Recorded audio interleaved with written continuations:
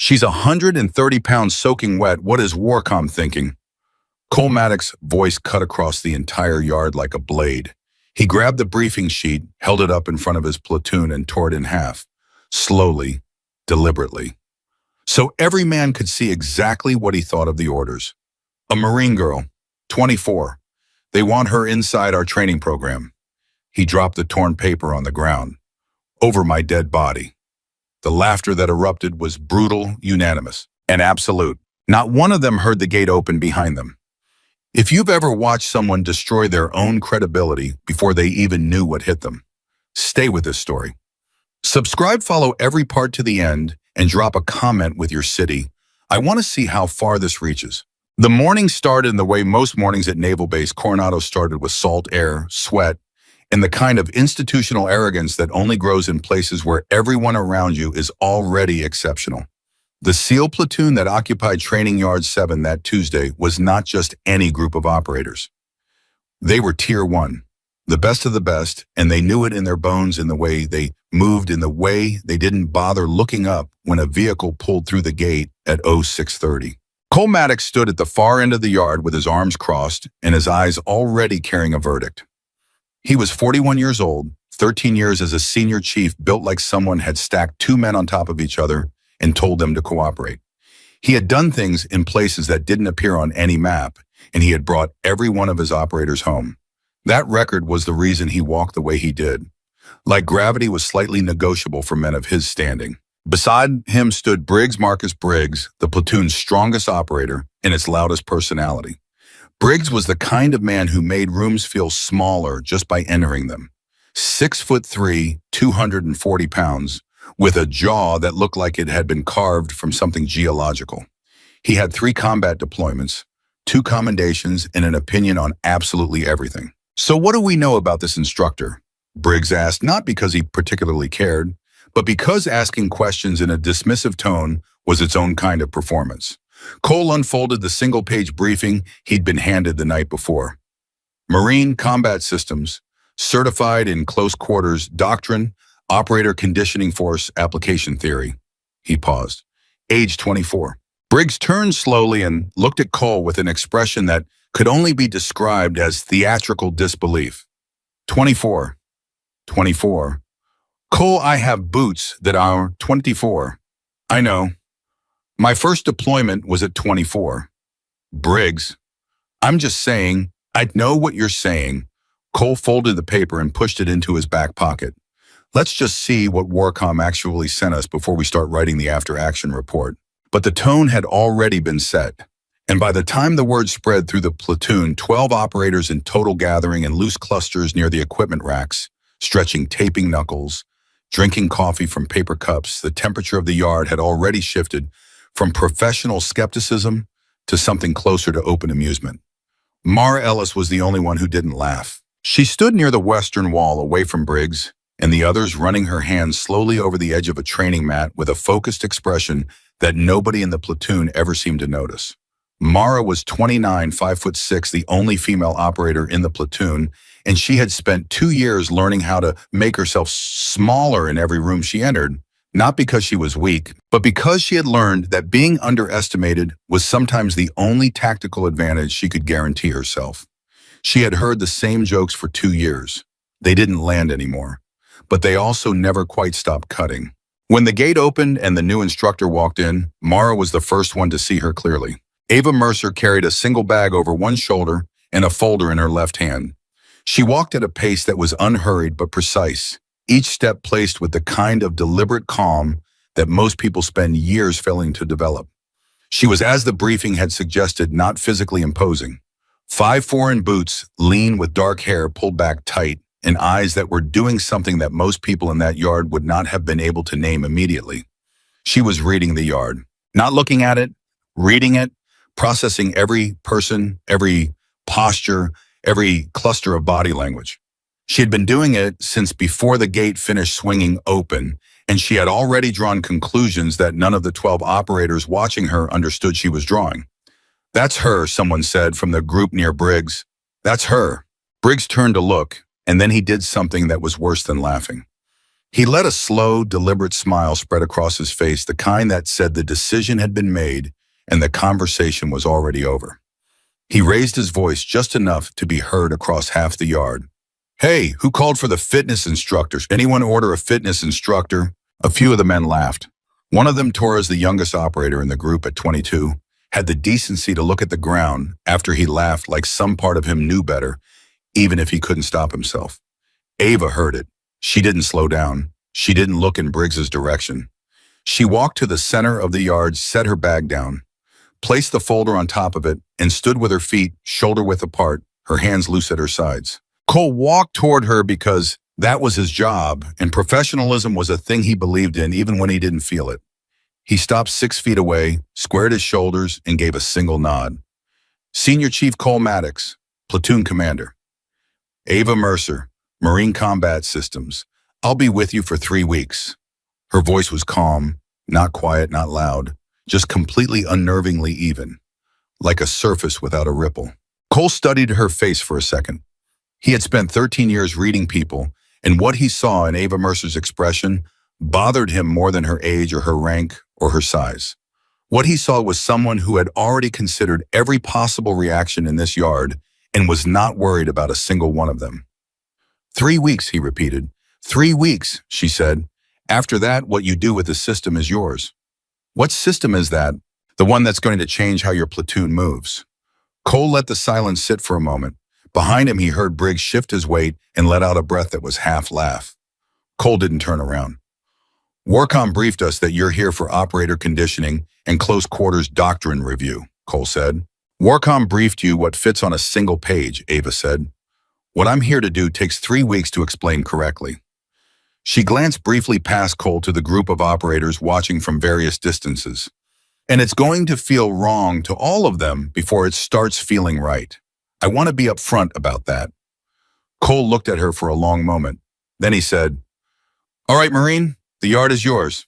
He stepped back, and that was when Briggs walked forward.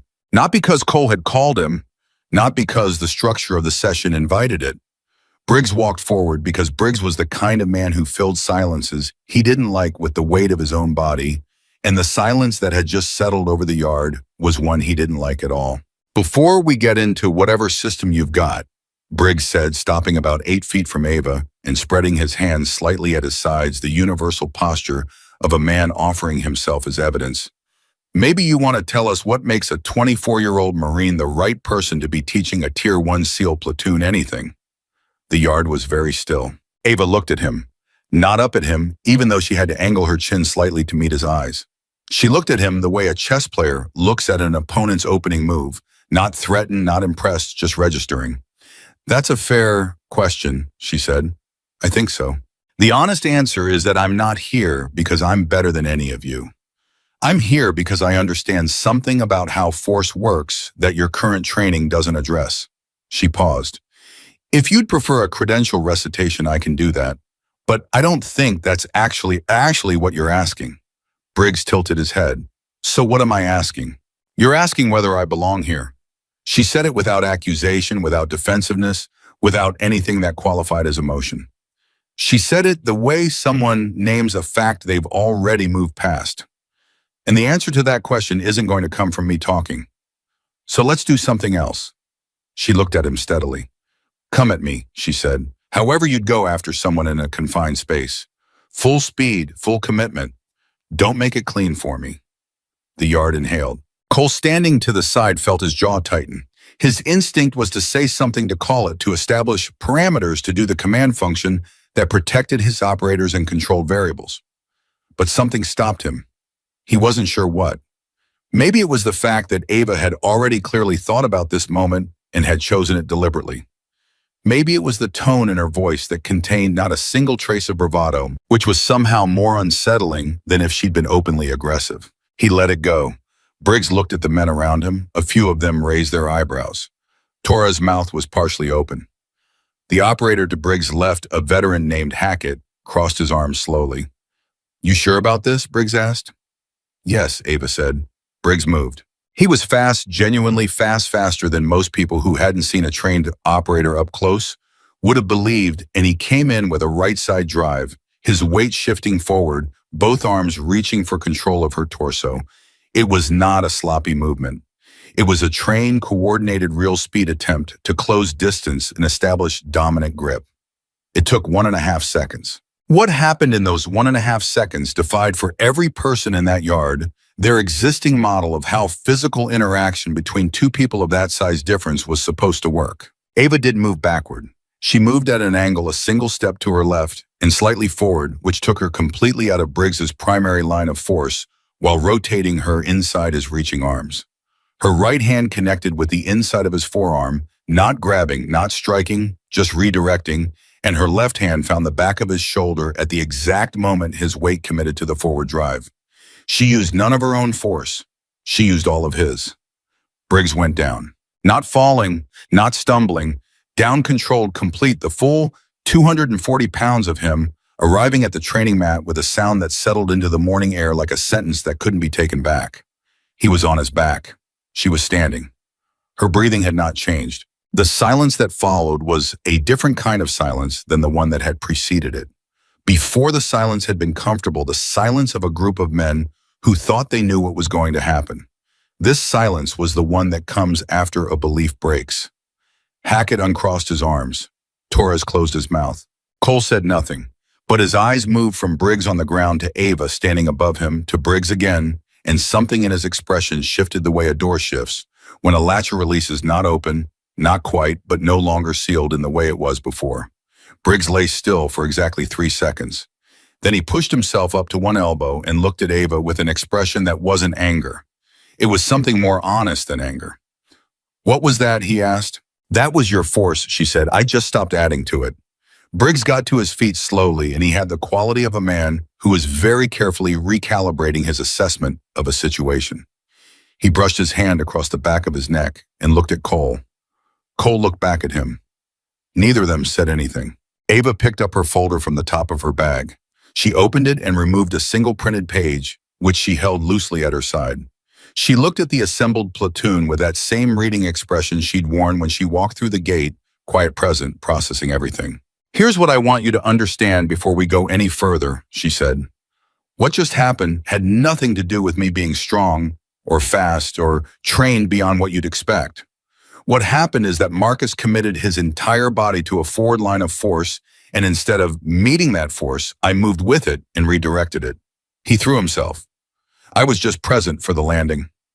Briggs, now standing again, said quietly, "That's a very polite way to describe throwing me on my back." A few of the men laughed genuinely this time, not the dismissive laughter from before, but the slightly nervous laughter of people who have just seen something they don't fully understand and need to release the pressure of not understanding it. Ava let the laughter breathe for a second, then continued. "Your training is built on the idea that superior force defeats inferior force, and that's correct in a direct contest. But most of the situations your platoon is going to face in the next 18 months, specifically the mission environment you're being prepared for, are not going to offer you direct contests. They're going to offer you corridors, confined spaces, noise confusion, partial visibility, situations where your instinct to lead with power is going to create predictable patterns." She paused. "And predictable patterns in a confined engagement get people killed." The yard was quiet. Cole, who had not moved from his position 5 paces to the left of the training area, was looking at her with an expression that had settled into something that was not approval, but was not dismissal either. It was the expression of a man who had encountered a variable he had not accounted for and was now running the numbers. He did not like running numbers he hadn't already run. That was the part of this that bothered him most. "You said you'd be with us 3 weeks, he said. "Yes." "What does week 1 look like?" Ava reached into her folder and produced 3 more pages, which she held out in his direction. Cole crossed the distance between them and took the pages. He looked at the first one. It was not what he expected. There were no exercises listed, no physical standards, no conditioning protocols. The page had 4 words at the top in plain block letters: "Where your force goes." Below it was a series of body diagrams, not of the human form in combat positions, but of arrows. Lines of force, lines of movement, intersections, and angles. Cole stared at it for longer than he intended to. "Week 1, Ava said, is entirely about understanding how the force you already generate It is currently working against you, not sometimes, not in edge cases, routinely. In your standard approach patterns, your breach postures, your instinctive response sequences under pressure. All of it. She looked at Cole directly. You're all extraordinary athletes. I'm not here to change that. I'm here to show you what extraordinary athletes can do when they stop fighting their own momentum. Cole looked at the page for another moment. Then he looked up at her. All right, he said, start wherever you need to. Ava nodded once. She reached into her bag and produced a series of colored tape rolls, red, blue, white, and tossed them to Hackett. Torres and a third operator named Delgado without any explanation. Tape out a corridor, 6 feet wide, 20 feet long, one turn. Put the turn at the midpoint. The men looked at each other, then at the tape in their hands, then began laying it out on the training mat. Nobody asked why. That was the first sign, the first subtle, almost invisible sign that Ava Mercer had already begun to shift something in the yard that had nothing to do with the physical training that was coming. Mara Ellis moved slightly closer to the group. Not enough for anyone to notice, but closer. She had watched the interaction with Briggs, and she had not reacted the way the others had. Not the dismissive laughter before, not the startled recalibration after. Mara had watched with the concentrated attention of someone watching a language being spoken that they have been trying to learn for a long time without quite having the right teacher. When the tape corridor was finished, Ava walked into it alone. She stood at one end and looked down its length toward the turn. Torres, she said without looking back. Yes, ma'am. Walk the corridor at a normal patrol pace. Don't do anything differently than you do it on a real approach. Torres stepped in. He moved the way a trained SEAL moves, controlled deliberate weight distributed. He reached the turn, pivoted in a tight angle, continued. Eva watched every moment. Stop, she said when he reached the far end. Torres stopped. What did you do at the turn? Torres looked at his own feet for a second, then back at her. Pivoted inside. Did you slow down before the pivot? Torres paused. A little. Why? Another pause. Because the angle. Because your body knew the momentum wasn't going to cooperate with the angle, Ava said. So it compensated by reducing speed to maintain control. Yes, Torres said slowly. Yeah, that's yes. That deceleration, Ava said, takes approximately a quarter of a second in a trained operator. In a confined engagement, a quarter of a second is enough time for an opponent who understands momentum to establish dominant position before you complete your turn. She looked at the rest of the platoon. How many of you have trained breach and clear in corridors with a turn inside 15 feet of the entry point? Every hand went up.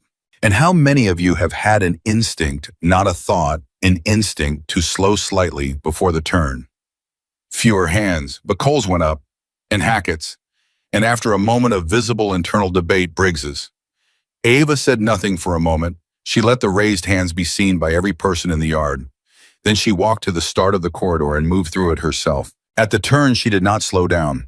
Her speed at entry was identical to her speed at the pivot, and at the pivot, her body did not break. Instead, her outside foot planted and redirected with a single motion that rolled her momentum around the corner rather than fighting it. She came out of the turn at the same pace she went in, and her body position at the exit was already squared for engagement.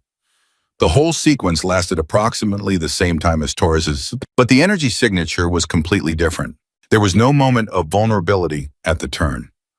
Cole watched it twice in his mind after it was done, once in real time, once broken down into the components he'd been trained to analyze. And he found to his genuine discomfort that he couldn't immediately identify the mechanical techniques she'd used to accomplish what he'd just seen. He had been doing this for 13 years. He could identify technique. That was a thing he could reliably do. He couldn't identify this one. Run it again, he said. Ava looked at him. You want to watch again, or you want to try it? Cole felt the eyes of his entire platoon on him. He was aware of this the way a commander is always aware of being watched, not anxiously, but as a permanent variable in every decision. What he said and did now would set a tone. He had set tones in this yard hundreds of times. This one felt different because the territory was unfamiliar. I'll watch once more, he said, then I'll run it. Ava ran it again. Same result. If anything, the second time it was cleaner, a demonstration rather than an execution. Every component at 3/4 speed, so the mechanics were visible. Cole watched the turn. He watched the foot placement. He watched the way her weight traveled through the pivot without stacking against the direction change. Then he walked to the start of the corridor. He moved through it the way he'd moved through 1,000 corridors, experienced, efficient, trained. At the turn, he felt his weight decelerate by the quarter-second fraction that Ava had named the instinctive brake that he'd never had a reason to think about before because it had never been named out loud in front of him. Now it was a thing he could hear. He came out the other side and stood at the far end of the corridor. He said nothing. Ava walked over to him. "What did you feel?" she asked. Cole looked at the corridor. "The brake. Yes. I didn't think about it. It was automatic." "It always is," she said. "That's what we're working with." He looked at her then, and it was not the look he'd given her when she walked through the gate. It wasn't agreement, and it wasn't trust. Those things were going to take more than a quarter and a morning. But it was the look of a man who has encountered a variable he can no longer dismiss, and who has enough professional honesty to acknowledge that fact even when he'd rather not. Behind him, Briggs was already walking to the start of the corridor. Nobody had told him to. He was just going. And that quiet, unprompted movement toward the thing that had just challenged everything he understood about how he worked was the first real change of the day. Not the takedown, not the demonstration. This. A 240-pound SEAL walking voluntarily toward a lesson he hadn't asked for. Mara Ellis saw it. She moved another step closer to the group. The morning was not over. The 3 weeks were barely started, and the yard at Naval Base Coronado, which had begun the day with laughter and certainty, was running now on something harder to name and harder to walk away from. Something that felt for the first time in a very long time like the edge of something genuinely new. Ava watched her platoon move. She watched Cole. She watched Briggs find his footing with the corridor turn on his third attempt and stop for a full second at the far end, looking at his own hands like they'd done something without his permission. She watched Mara Ellis watching all of it from the edge. And she thought 12 days to the halfway point, 21 to the end. Whatever mission was coming in 3 weeks, she didn't know the details. She'd been given a single-line descriptor: high probability, confined engagement, elevated risk of operator predictability, exploitation. She understood what that meant. She understood, more importantly, what had to change before it arrived. She looked back at Cole. He was walking the corridor again.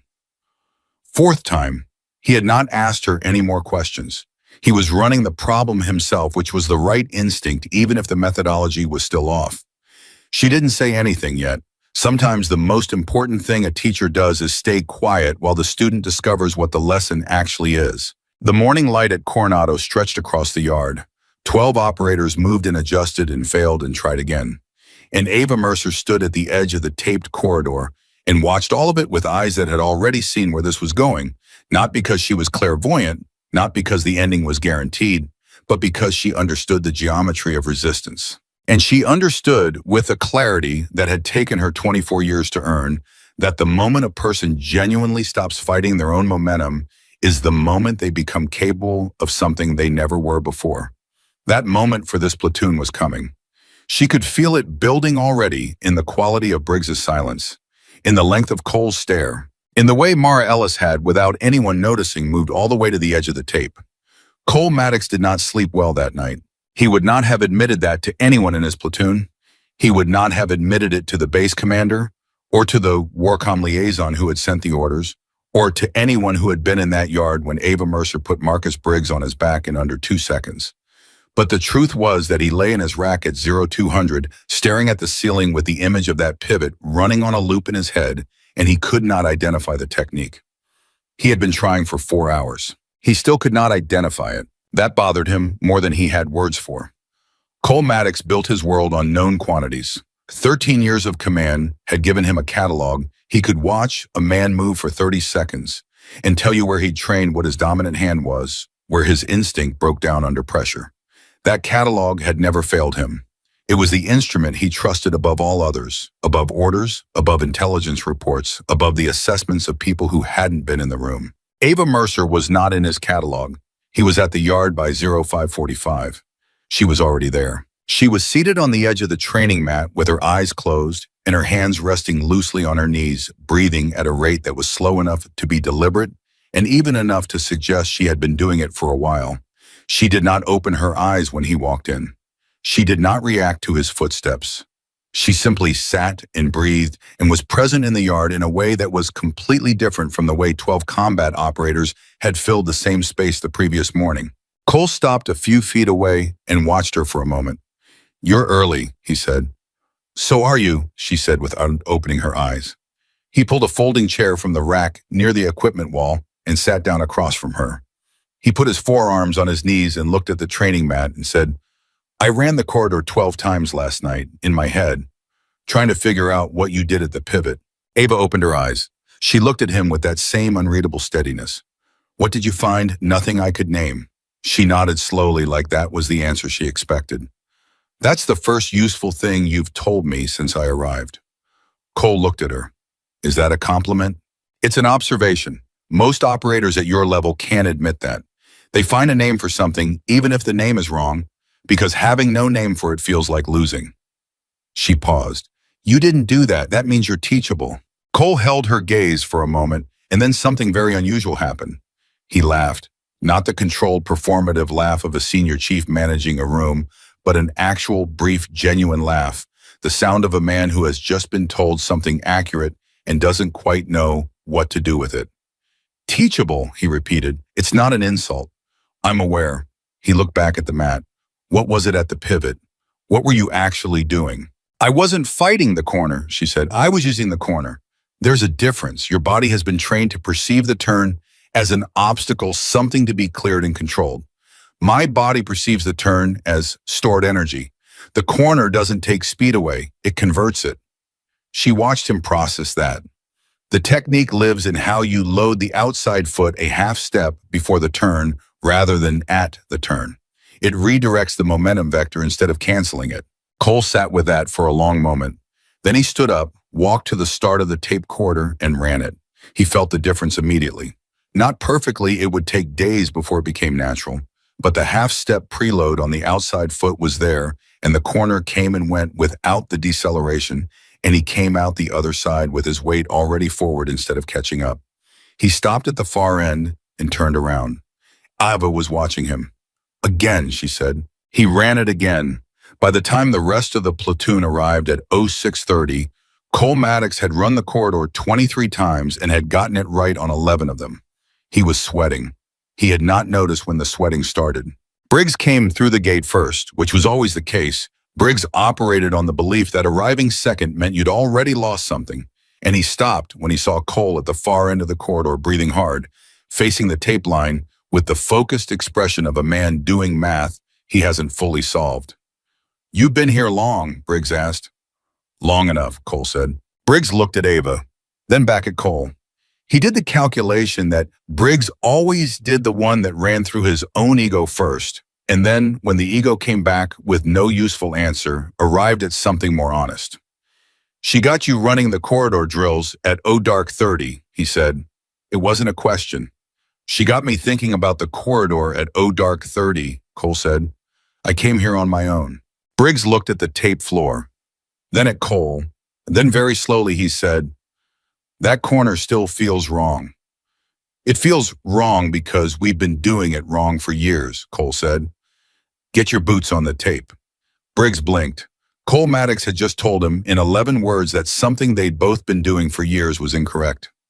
Briggs stood in the gate of the yard and processed that for exactly 4 seconds. Then he dropped his bag and walked to the start of the corridor.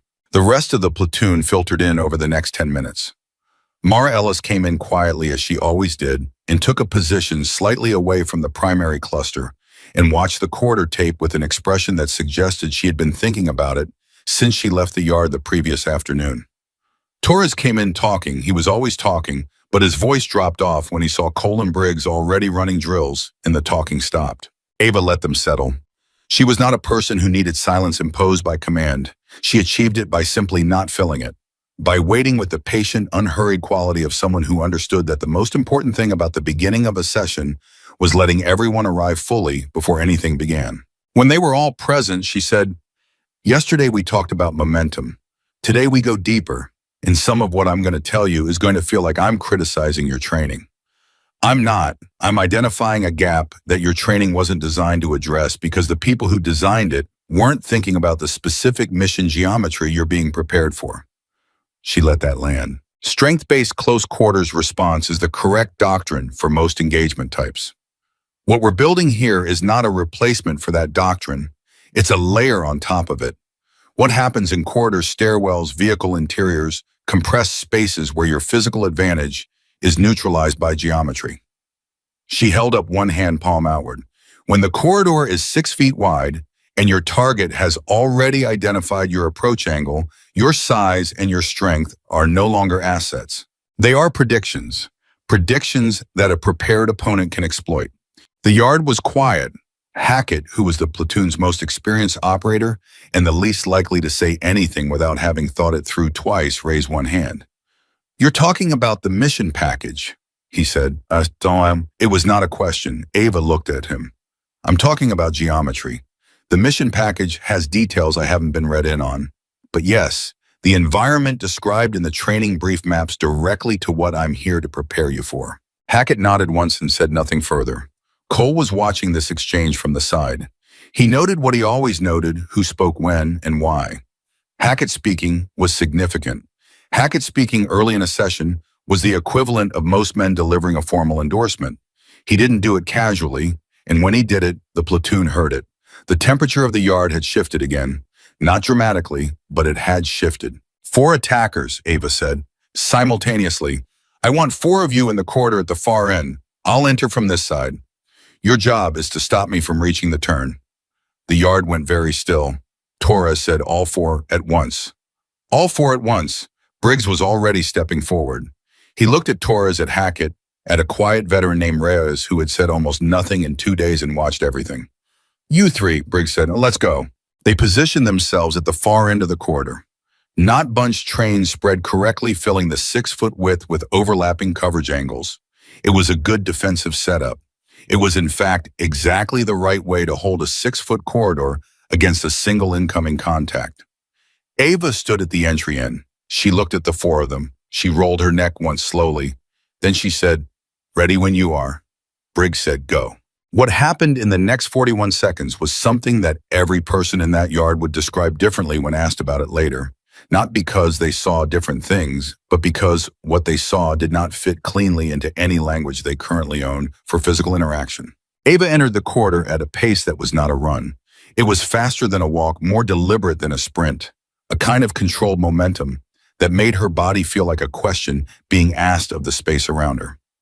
Reyes moved to intercept. First, he was the fastest in the 4-man group, and she responded to his movement by not responding to it at all, which was somehow worse than if she had dodged, because her line didn't change, and Reyes found himself committing to an angle that was no longer where she was. She was past him before the correction was possible. Torres moved from the right side with a 2-arm reach, and she took his momentum and converted it the way she had described, not blocking, not stopping, redirecting his own forward drive, becoming a rotation that took him into Hackett rather than into her.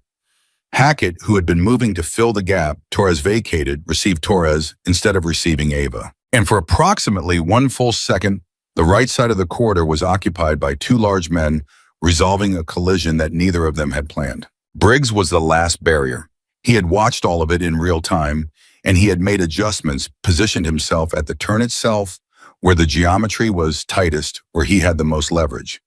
He was lower than he'd been in their first encounter, weight already distributed arms, ready for contact rather than reach. Ava came to the turn. She did not slow down. She loaded her outside foot. Cole, watching from the side, saw it and felt something tighten in his chest, and she came around the turn at full speed, and her angle of approach to Briggs was not what the corridor suggested it should be. She was inside his arm reach before he had fully processed that she was there, and her hand found the back of his shoulder at a point that his body's own structure made impossible to resist. And she used the corner. She used the geometry of the turn itself as stored energy, the way she had described in the early morning. And Briggs went sideways rather than backward, not falling, rotating his body, making a controlled quarter turn that deposited him against the corridor wall with his own hands already up to catch himself. The corridor was clear. Ava stood at the exit end. Her breathing was elevated but controlled. She was not in distress.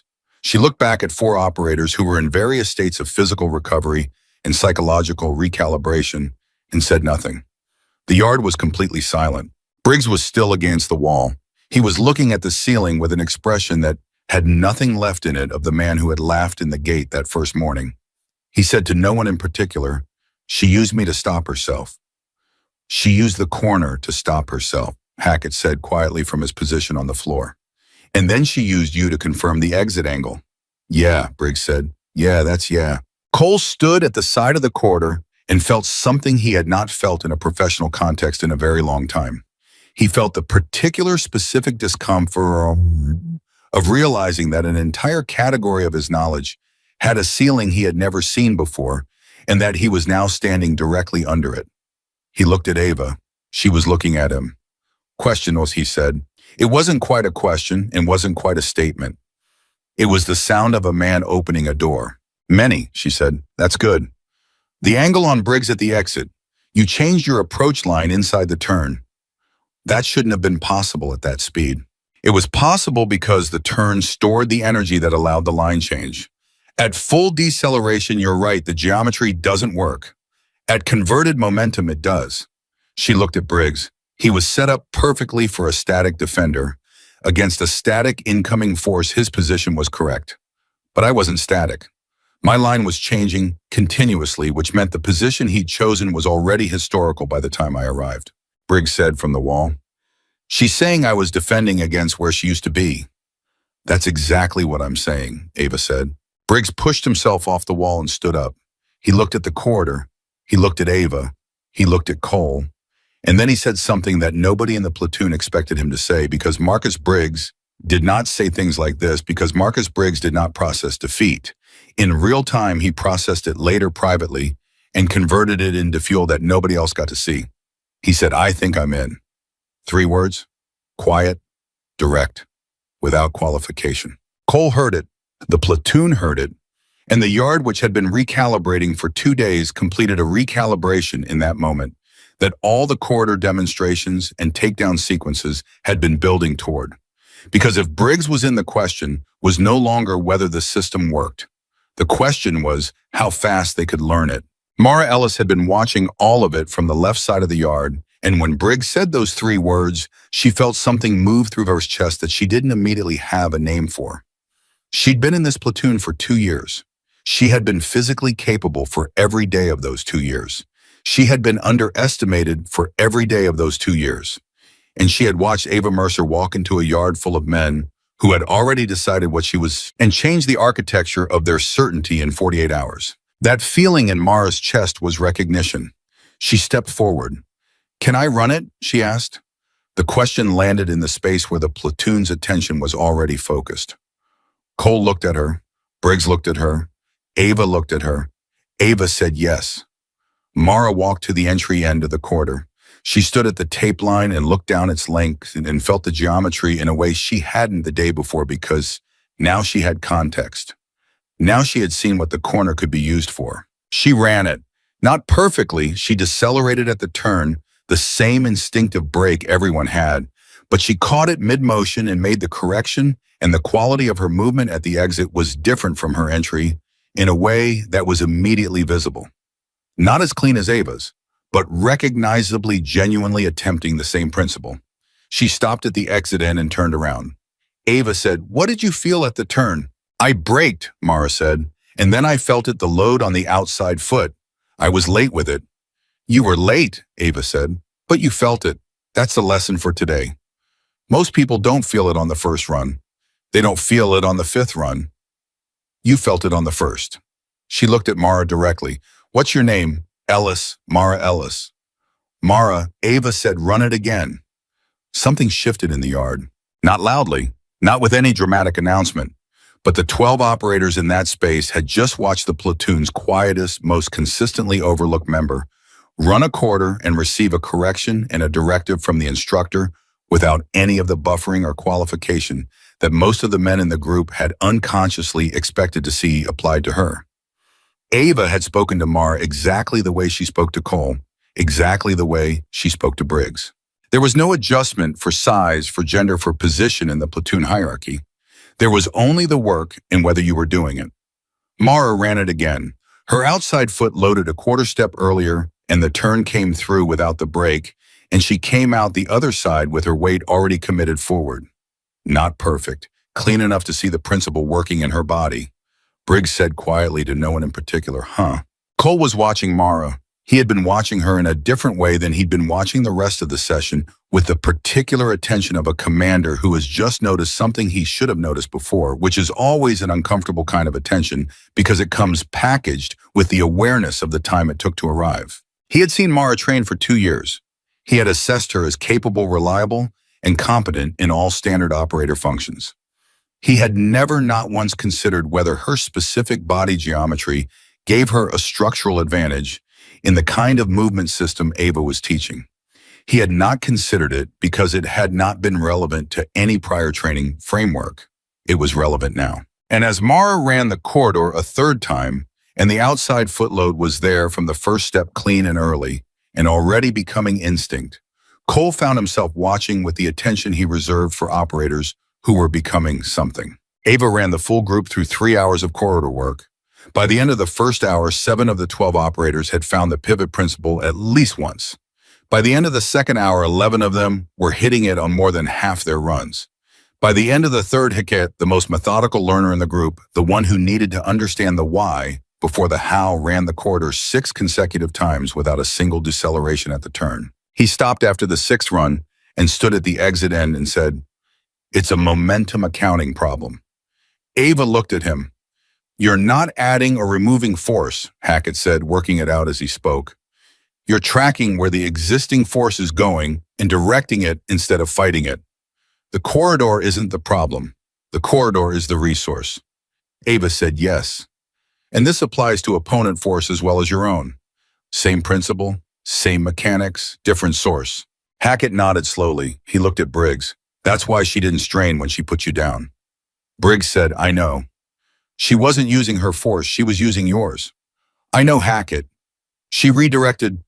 "I was there," Briggs said. "I remember being on the ground." A few of the men laughed. Real laughter, the kind that comes from a group that has moved through something together and arrived at a place where the tension has converted into something functional.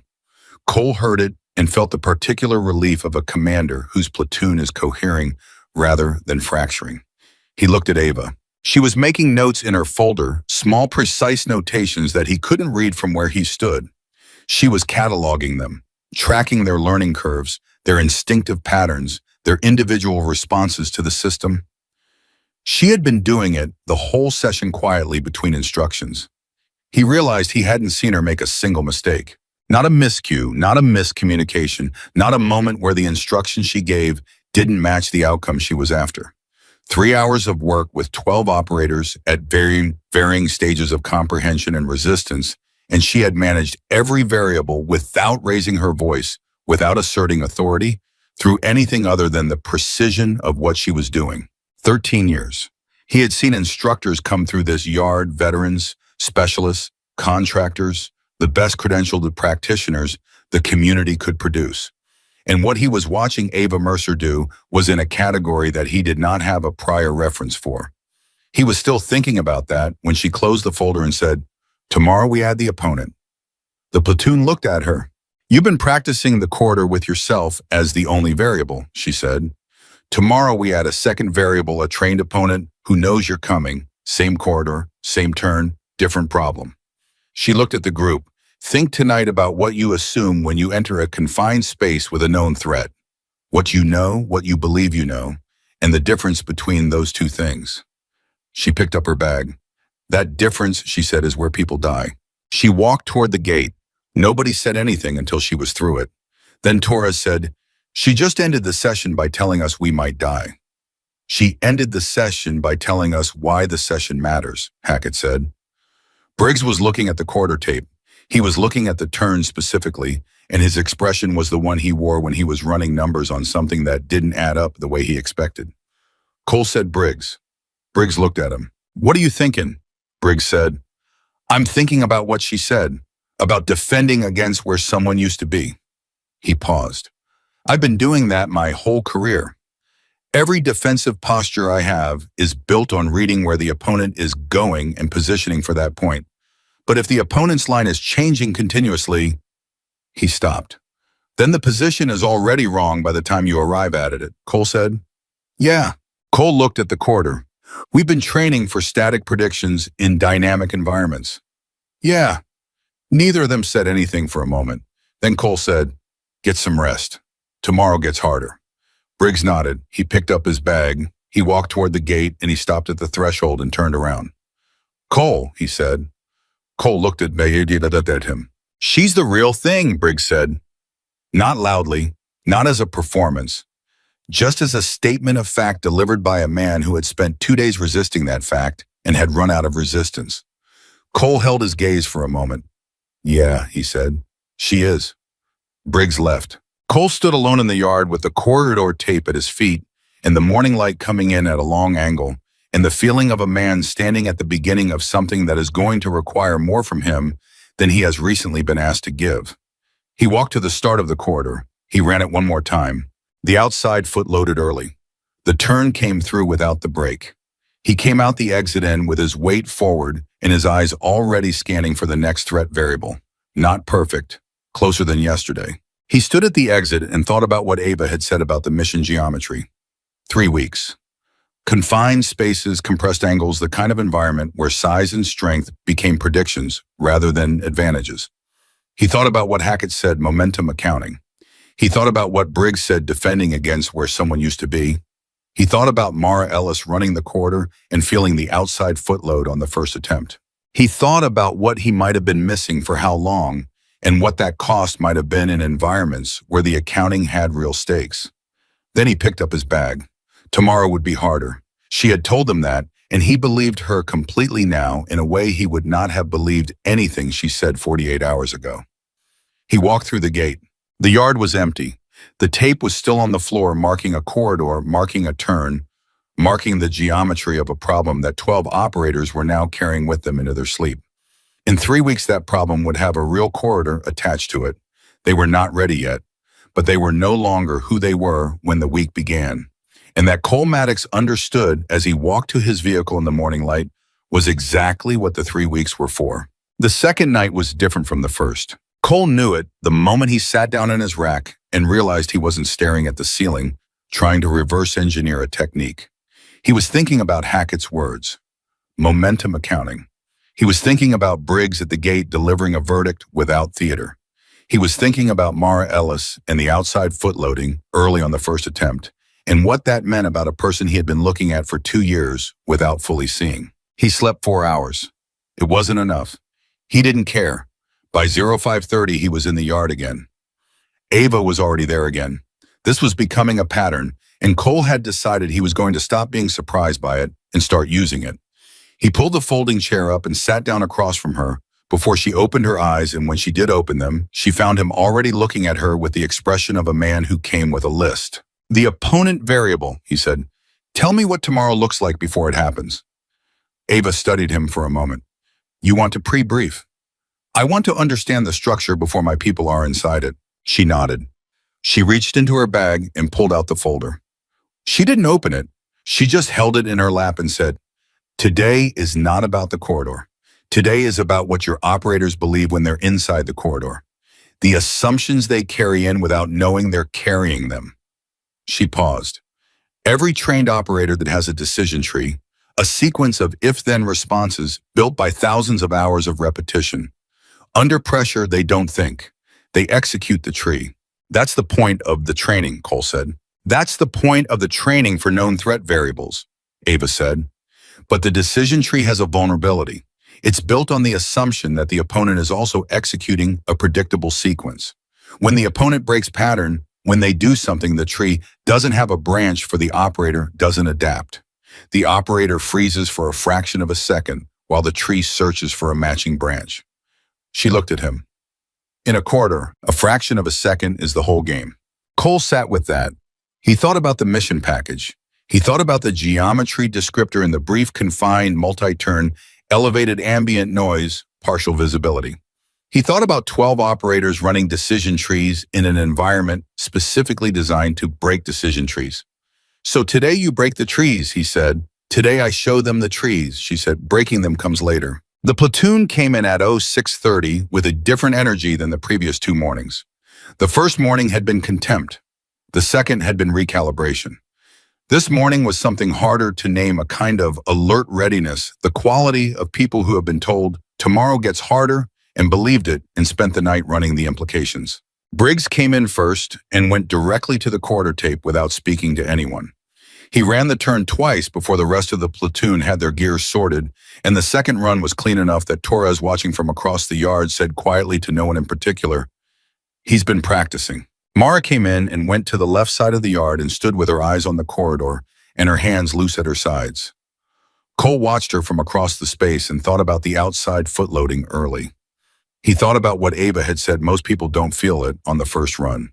He thought about 2 years of evaluations and assessments in what category he had consistently placed Mara Ellis in. And he felt the specific discomfort of a man in the process of revising a conclusion he had held with confidence. Ava let them settle for exactly 90 seconds. Then she said, "Pair up. One of you is going to enter the corridor. The other is going to stand at the turn with their eyes closed." The yard went still. Torres said, "Eyes closed." "Eyes closed," Ava confirmed. The person at the turn cannot see the person entering. They can only hear. Their job is to identify the moment the entering operator commits to a direction before the entering operator arrives at the turn, and then step into that direction. Briggs said, "Step into it." "Step into the line of committed force," Ava said. "Not to intercept, not to engage, just to occupy the space where the momentum is already going." The operators looked at each other.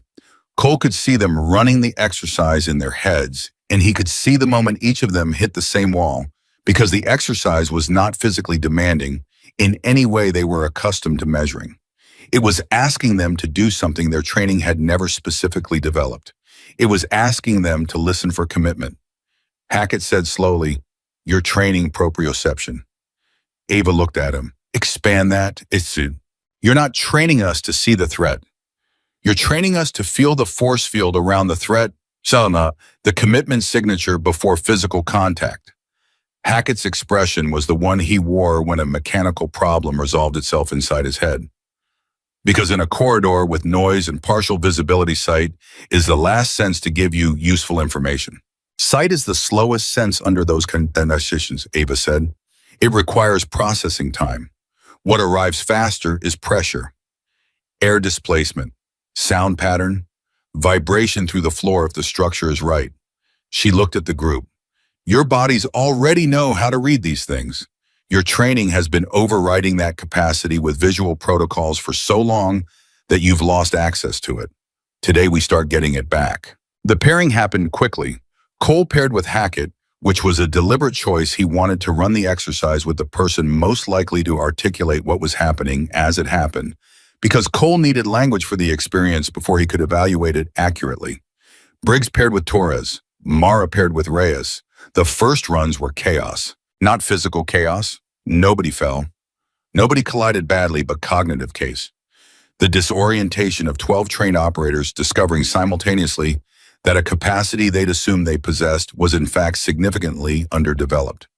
The person at the turn with eyes closed would step into a space that was half a beat off from where the incoming operator actually committed, or would step too early and remove themselves from the path entirely, or would freeze at the critical moment trying to process audio data through visual interpretation protocols and arrive half a second late. Half a second late in a quarter was the whole game. They all knew it now. Cole stood at the turn with his eyes closed and listened to Hackett approach from the entry in, and in the moment before Hackett committed to the final angle, Cole felt something he could not immediately name. Not a sound, not a vibration, exactly, a change in the pressure of the air around his right shoulder. He stepped into it. He was 1 foot behind the right position, close enough to feel the miss. He opened his eyes and stood there for a moment and then said to Hackett, "Run it again." Hackett ran it again. Cole closed his eyes. He emptied the decision tree as much as a man with 13 years of deeply grooved reflexes could empty it. He waited. He felt the air change again on his right side slightly earlier than before, and this time he understood what he was feeling. Hackett's weight was loading onto the right foot at the turn's approach, displacing the air column along his line of movement in a way that was real and readable, and had been there all along. Invisible only because Cole had never been told to look for it. He stepped. He was in the right place. Hackett's shoulder connected with his chest with the light confirming pressure of a body arriving exactly where another body was already standing. Hackett said, "You had it." "I had it," Cole said. He turned around and looked at Ava, who was standing at the entry end of the corridor. She was watching him with the same expression she'd had the morning in the early light when he told her he couldn't identify the technique, the expression of someone receiving the right answer.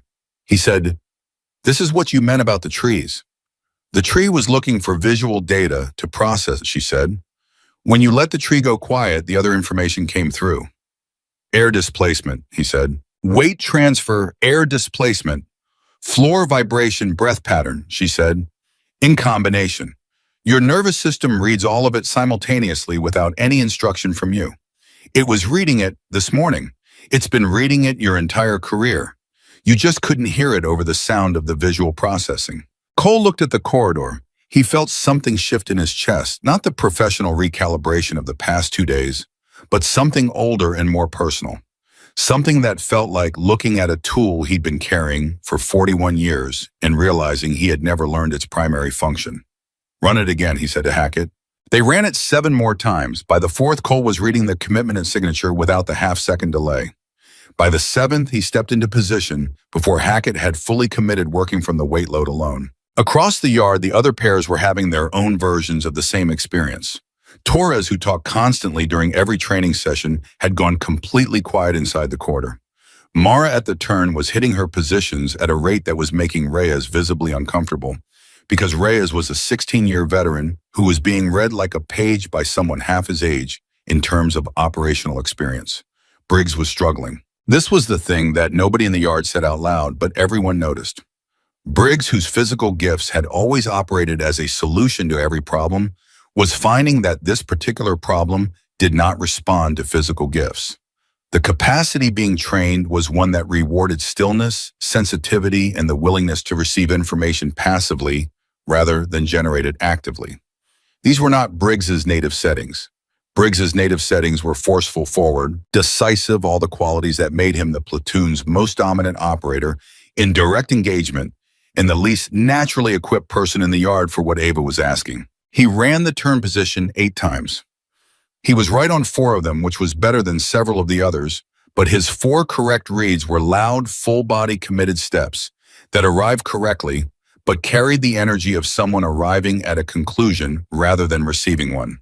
His 4 misses were complete misses, not near misses, because when Briggs was wrong, he was comprehensively wrong, his decision tree executing all the way through before the error became apparent. After the 8th run, he stepped out of the corridor and stood with his hands on his hips and his jaw tight. Ava walked over to him. Cole watched from across the yard and did not intervene because this was not the moment for a senior chief to manage. This was the moment for the instructor to meet the student where the student was. And Ava had already demonstrated she knew how to do that better than anyone Cole had seen. "Talk to me," Ava said to Briggs. Briggs looked at the corridor. "I'm reading it wrong. I know I'm reading it wrong. I just can't find the right read." "What are you listening for?" "Sound, footfall pattern, the change in the..." But he stopped. "I'm listening for something I can categorize, something I can name. And I can't name air displacement without training myself to call it something. So I'm listening for what I already have words for, and that's a half-second behind where I need to be." Ava said, "Yes, that's exactly right." Briggs looked at her sharply. "That's not a solution. It's a diagnosis," she said. "The solution is to stop naming it. Stop trying to categorize the input and just receive it. Your nervous system knows what it is. The problem is the part of your brain that wants to classify it before you act on it. That part is your enemy in this exercise." Briggs stared at her. "You're telling me to think less." "I'm telling you that the part of you that's doing the thinking is not the part of you that can do this," she said. "For this exercise, that part needs to be quiet. Every operator in this yard is good at active cognition under pressure. What I'm asking for is something different. Passive reception under pressure. It's a different mode. It feels like doing nothing. And doing nothing is the hardest thing in the world for someone trained to do everything." Briggs was silent for a long moment. Then he said, I've never been told to quiet my brain in a combat training context. I know, she said. That's why you haven't been able to do this yet. He looked at her. Something in his expression shifted, not softening exactly because Briggs didn't soften, but adjusting, reconfiguring around a new piece of information. One more run, he said. Take 30 seconds first, she said. Stand still. Don't think about the corridor. Don't think about the exercise. Just breathe. Briggs looked like he was about to argue. Then he closed his mouth and stood still and breathed. The entire yard had gone quiet around him. Everyone could see what was happening, and nobody was going to be the person who broke the moment. 30 seconds passed. Briggs walked back to the turn position. He closed his eyes. Torres entered the quarter from the far end. The silence in the yard was complete. Torres approached the turn. His footfall pattern was deliberate, trained quiet. He was trying to be unreadable and doing a reasonable job of it. At the turn's approach, he committed, left his weight loading onto the outside foot in the pattern Ava had been teaching for 3 days. Briggs stepped left. He was in the right place. Torres' shoulder connected with his chest. Both men went still for a second. Torres said, how did you? Briggs opened his eyes. He was looking at the corridor wall. His expression was the one Cole had never seen on him in 2 years of command, the expression of a man who has just discovered a room inside himself he didn't know was there. He said very quietly, I felt the floor. Ava said yes. His weight shifted onto the outside foot, and I felt it through the floor. Yes. I wasn't listening, I was just receiving, she said. Briggs said nothing for a moment. Then he stepped out of the corridor and walked to the edge of the yard and stood with his back to the group for about 10 seconds, and then he turned around and his face was completely clear, the way a face gets when something that was complicated has become simple. All right, he said. I understand what we're doing now. Cole had been watching all of this with the focused attention of a commander, running continuous assessment, and what he was assessing had been shifting steadily for 3 days in a direction that he had not anticipated when the orders arrived. He had expected a competent instructor. He had received something significantly beyond that category, and the gap between what he'd expected and what he was witnessing was producing in him a feeling that he only experienced when something fundamental was changing, not just tactically, but in the way he understood his own work. He walked to where Ava was standing. The mission package, he said. The brief said confined multi-turn elevated noise, partial visibility. You've been building for that from day one. Ava looked at him. Yes. How did you know the specific parameters? I've been briefed on the environment type, not the specific mission, she said. The geometry tells me what the body needs. I don't need the mission details to know what the gaps are. Cole looked at her steadily. You've run an operation in this geometry. It wasn't a question. It was a commander reading a person with 13 years of practice at exactly that task. Ava met his gaze without flinching and without confirming and without denying. She simply said, what I've experienced is what built the system. The system is what matters here. Cole held the look for a moment. Then he nodded once, respecting the boundary, filing the inference away in the part of his mind where he kept things that were relevant and unresolved. He said, 3 days in, where are we? Ahead of where I expected, she said. Your platoon learns faster than the average. Hackett is exceptional. He processes the mechanical principle and articulates it back accurately, which means he'll become a force multiplier for the others. Torres surprises me. He's more sensitive to the passive reception than his training profile suggested. She paused. And Ellis? Tell me about Ellis, Cole said. Ava looked across the yard to where Mara was standing at the quarter turn, with her eyes still closed, running Reyes through the entry for what looked like the 12th consecutive time. She's the most naturally equipped person in this yard for what I'm teaching, Ava said. Her decision tree is less deeply grooved than the others. She hasn't had as many years of active cognition-dominant training overriding the passive reception capacity. And her body geometry gives her a lower center of gravity that loads the outside foot naturally in the turn conversion. She paused. She's been underused. Cole said, I know. Do you? He looked at Ava. The question was direct and without apology, and it landed exactly where it was aimed. I'm in the process of revising an assessment, he said. Then revise it fast, Ava said. 3 weeks goes quickly and the mission doesn't care about process. She walked back toward the corridor. Cole stood where he was for a moment and watched her go, and then he looked across the yard at Mara Ellis, still at the turn, with her eyes closed, still working, still present, with a consistency and a focus that had been there every single day, and that he had been filing under competent, reliable standard, rather than looking at for what it actually was. He had a mission in 18 days. He had an operator he had been underestimating. The math on that was not comfortable. The afternoon session escalated in a direction none of the platoon had fully anticipated.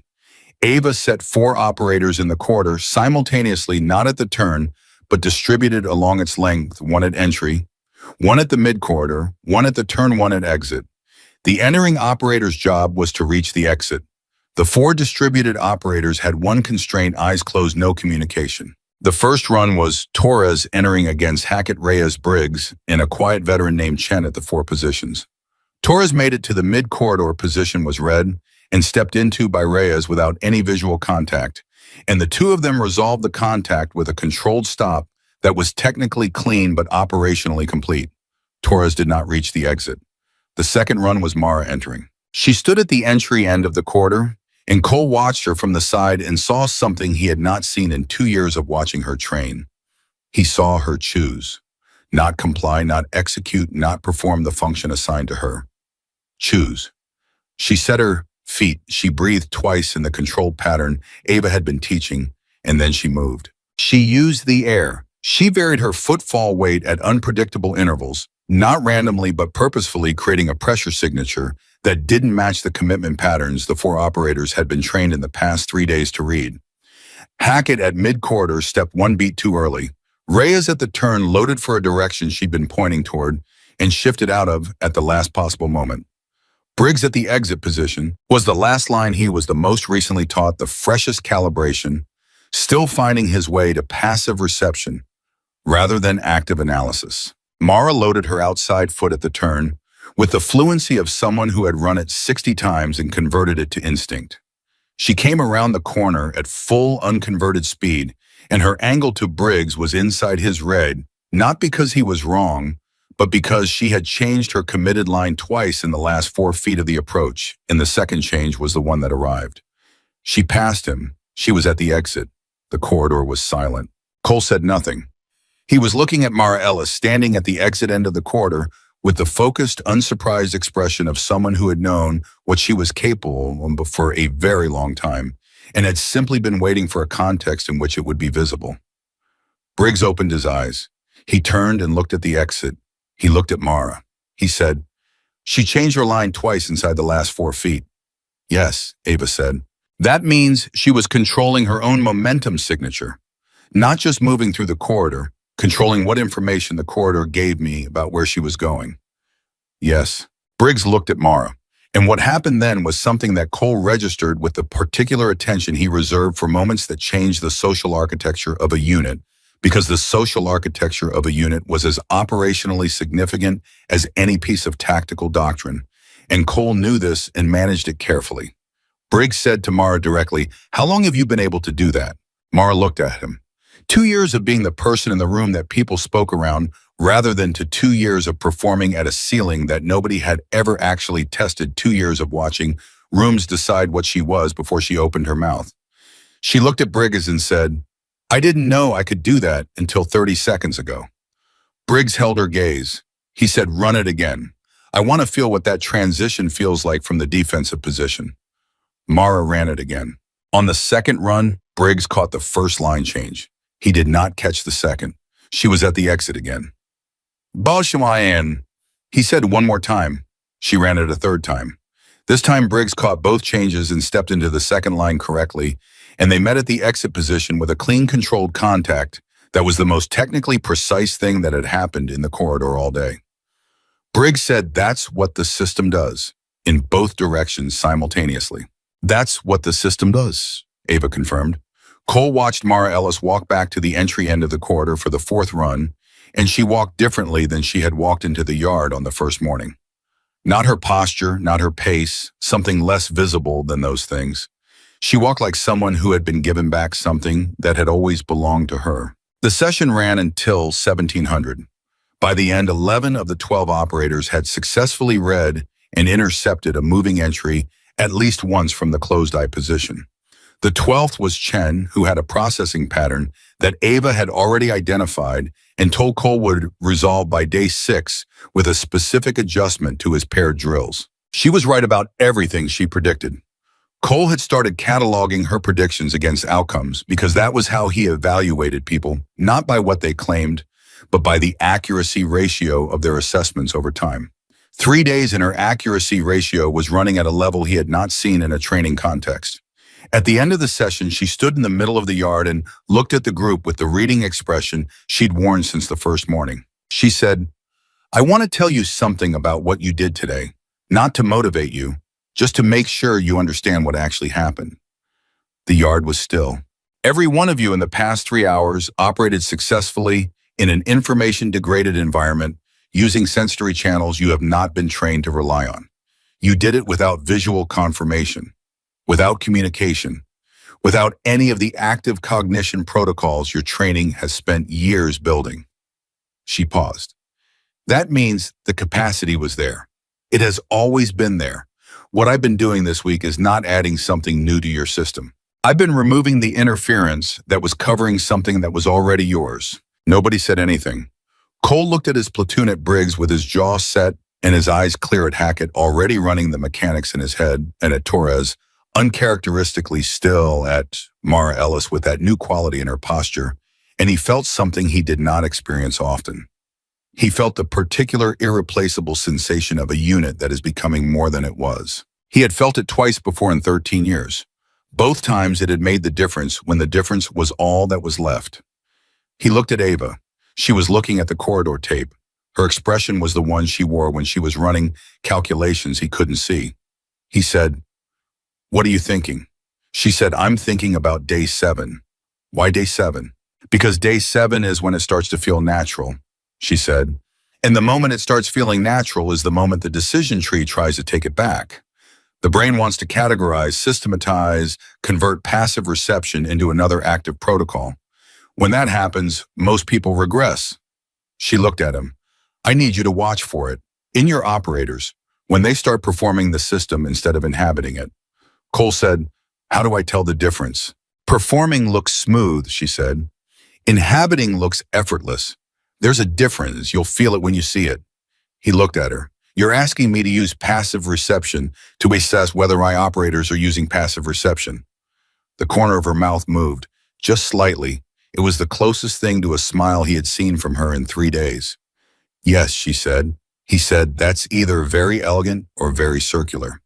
"Both," she said. She picked up her bag. She walked toward the gate. She stopped at the threshold and turned around. "Senior Chief?" Cole looked at her. "Your platoon is ahead of schedule," she said. "That matters. 15 days left. Use them." She walked through the gate. Cole stood in the yard alone for the second time that week. And the light was the same low-angle late afternoon light, and the corridor tape was still on the floor, and 12 operators were walking to their vehicles with something in their bodies that hadn't been there 72 hours ago. He looked at the corridor. He looked at the turn. He thought about what was coming in 15 days and what the geometry of that environment would ask of his operators. And for the first time since the orders arrived, he did not feel the weight of the unknown as something to be managed. He felt it as something to be prepared for. There was a difference. Ava Mercer had taught him that in 72 hours. He didn't want to think about how many years he'd been carrying the other version. Day 7 arrived the way Ava said it would. Cole noticed it in the first 20 minutes of the morning session. The movements were cleaner. The corridor runs were faster. The paired reception drills had a fluency that hadn't been there 48 hours earlier. And on the surface, if you were watching with the eye of someone who didn't know what to look for, you would have called it progress. You would have said the platoon was ahead of schedule and left it at that. Cole didn't leave it at that. He watched Torres run the corridor and felt something slightly wrong in the quality of the movement. Not the mechanics. The mechanics were good, but the energy behind them had a performed quality, a smoothness that was too intentional to be genuine reception. Torres was executing a protocol. He was doing it well. But he was executing, not inhabiting, and Cole felt the difference in his chest before he had language for it, which meant Ava's instruction from 3 days ago had already taken root in him more deeply than he'd realized. He said nothing yet. He watched, Briggs ran the paired drill with Hackett and hit his position correctly on the first attempt, and then looked up immediately after to check whether Ava had seen it. That look, that fraction of a second performance check, told Cole everything. Briggs was monitoring his own execution and evaluating it against an external standard. That was active cognition. That was the decision tree wearing the system's clothes. Cole walked to where Ava was standing at the yard's edge. Day 7, he said. You see it, she said. It wasn't a question. Torres is performing, Briggs is monitoring. Hackett is the only one fully in it right now, she said. And Ellis, watch Ellis. Cole looked across the yard to where Mara was running a solo quarter pass. No paired opposition, just herself and the tape in the turn.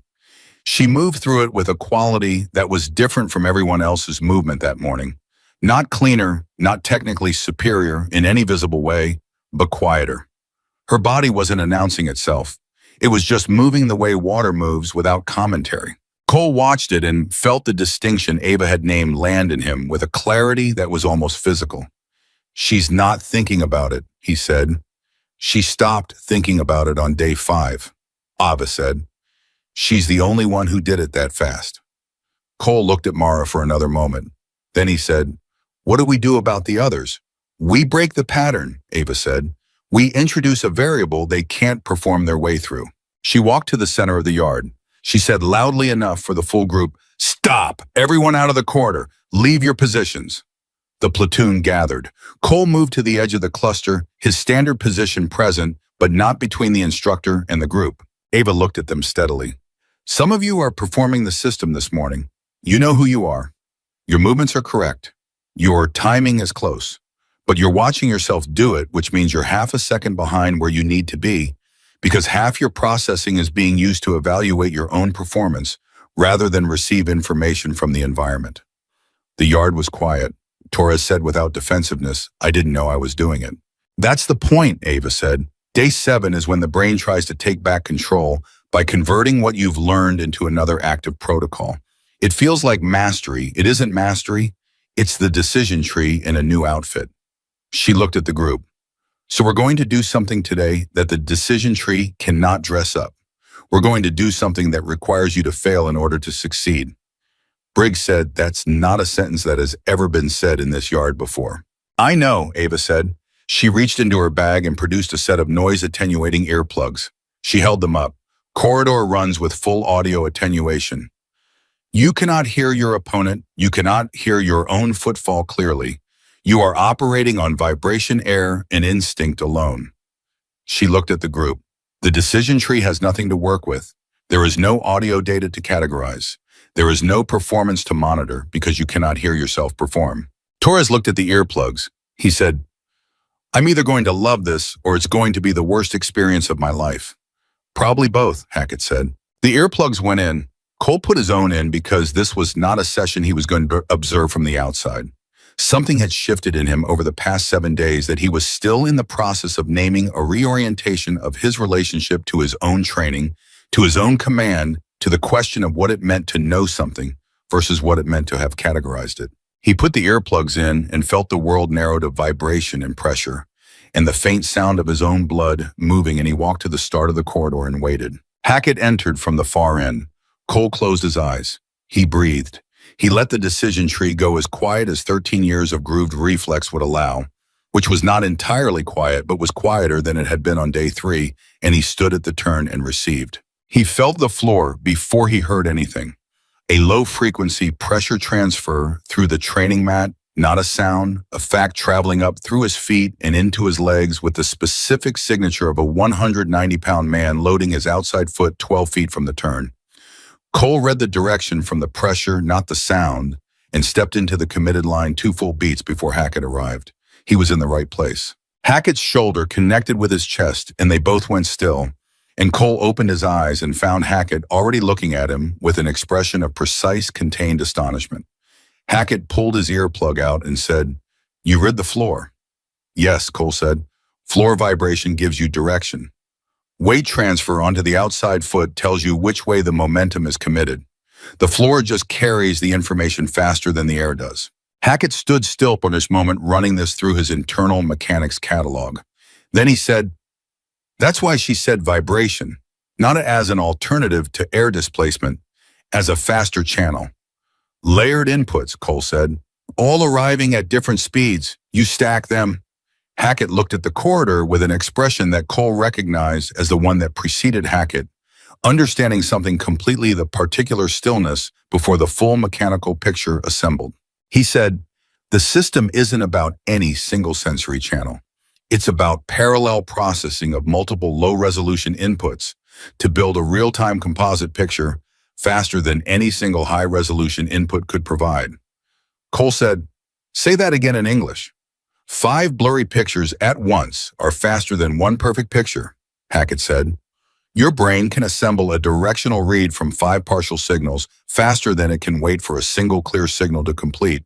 Cole looked at him. Then he looked at Ava, who was standing at the entry end of the corridor and who had clearly heard the exchange, and whose expression had shifted almost imperceptibly, a slight tightening around the eyes that was Cole, had learned in 7 days the equivalent of a standing ovation from Ava Mercer. He said to Hackett, tell the group that, word for word, after the session. Roger that, Hackett said. The earplug drill ran for 90 minutes. By the end of the first 30, the performance issue had resolved itself the way Ava said it would not, through instruction, but through necessity. With audio attenuation, there was nothing to perform against. The monitoring loop had no data to monitor. Torres stopped checking himself and started receiving, and his corridor accuracy jumped from 60% to 83% in 20 minutes.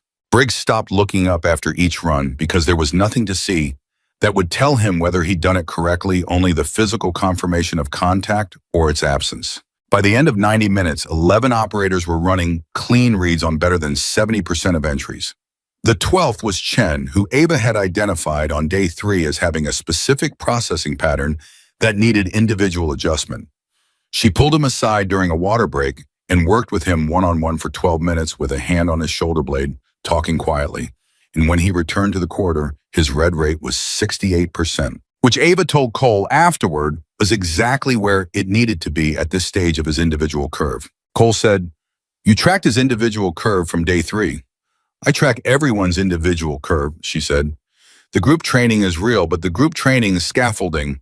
The actual work is 12 individual adjustments happening simultaneously. Cole looked at her. You're running 12 different sessions in parallel. I'm running 12 different sessions and monitoring the group architecture at the same time, she said, because the group architecture affects the individual sessions. If Briggs resolves before Torres uses Briggs's resolution as an external benchmark and starts performing against it. If Mara advances too visibly ahead of the group, some of the men will adjust their effort downward to maintain the relative position they were comfortable with. Cole felt something tighten in his chest. Has that happened? Not significantly, she said. Your platoon is better than most, but I've been managing the visibility of individual progress carefully to prevent it. Cole stood with that for a moment. He was thinking about the 12 sessions she was running in parallel and about the 3 days of advanced prediction he'd watched her deliver with accuracy that he'd never seen matched, and about the question he'd been sitting on since the first morning in the early light. He said, where did you build this system? Ava looked at him. She held his gaze for a long moment with the expression that he had learned meant she was deciding how much to give. She said, I built it out of what didn't work. He waited. I was in a confined engagement at 22, she said. Multi-turn corridor 4. Contacts partial visibility, high ambient noise. Everything I'd been trained to do in that environment failed because the geometry made it fail. Strength-based response in a 6-foot corridor against 4 contacts who know you're coming is not a solvable problem with strength-based tools. She paused. I solved it a different way. Afterward, I spent 18 months understanding exactly what I'd done and why it worked and how to teach it. Cole said, what happened in the engagement? It wasn't a question about the outcome. It was a question about the question. Ava said everyone came home. Cole nodded. But it was close, she said. Closer than it should have been. Closer than it would have been if I'd had 3 weeks of this before I walked into that corridor. She looked at the yard. That's why I'm here. Not because Warcom decided to innovate, because someone in the chain read my after-action report and understood what it meant. Cole was quiet for a moment, then he said, I'm glad they did. Ava looked at him. It was a direct statement without qualification or command speak. and it landed in the space between them with the specific weight of something genuinely meant. She received it the way she received everything, without performance, without deflection. She said, 15 days left. Let's not waste them. The afternoon brought the twist that Cole had not anticipated. Ava changed the corridor. She had the tape pulled and relayed in a configuration that none of them had seen: 2 turns instead of 1, the first at the 12-foot mark, the second at the 20-foot mark, the total length extended to 32 feet. Different angles at each turn, one tighter than the standard, one wider. The wider turn was the trap, because the wider turn created an instinct to accelerate through it. An acceleration through a wide turn in a real confined space was the single most exploitable predictability pattern in the system. She didn't explain any of this before she ran Torres through it. Torres entered, moved well to the first turn, hit the tight angle cleanly. His footwork had been good for 2 days, and then at the wide turn, he accelerated exactly as the geometry invited. And Reyes, positioned at the exit, read the acceleration and stepped into his committed line with a precision that stopped Torres 3 feet short of the exit. Torres stood where he was stopped and said, "What happened?" "Wide turn," Ava said. "Your speed increased by approximately 15%. That increase is a commitment signature that reads louder than anything else in the corridor." Torres looked at the tape on the floor. He looked at the wide turn specifically. "I didn't know I sped up." "That's why the wide turn is more dangerous than the tight turn," Ava said. "The tight turn triggers conscious caution. The wide turn feels like relief, and relief makes you loud."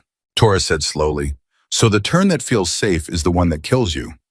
"In this geometry, yes," she said. "The geometry your mission is running in has 2 of them." The yard went very still. Cole heard it. He heard every operator in the group hear it simultaneously, the confirmation that this was not abstract training, that the 2-turn corridor on the floor was not a pedagogical escalation, but a direct replica of an environment that was waiting for them in 18 days. Hackett said, "You've seen the mission space." Ava said, "I've seen the geometry descriptor." "That's enough." Cole said, "Who gave you the descriptor?" Ava looked at him. "The same people who sent you the orders?" Cole held her gaze for exactly 3 seconds. Then he said, "All right." And he walked to the entry end of the corridor and ran it himself. He hit the first turn cleanly.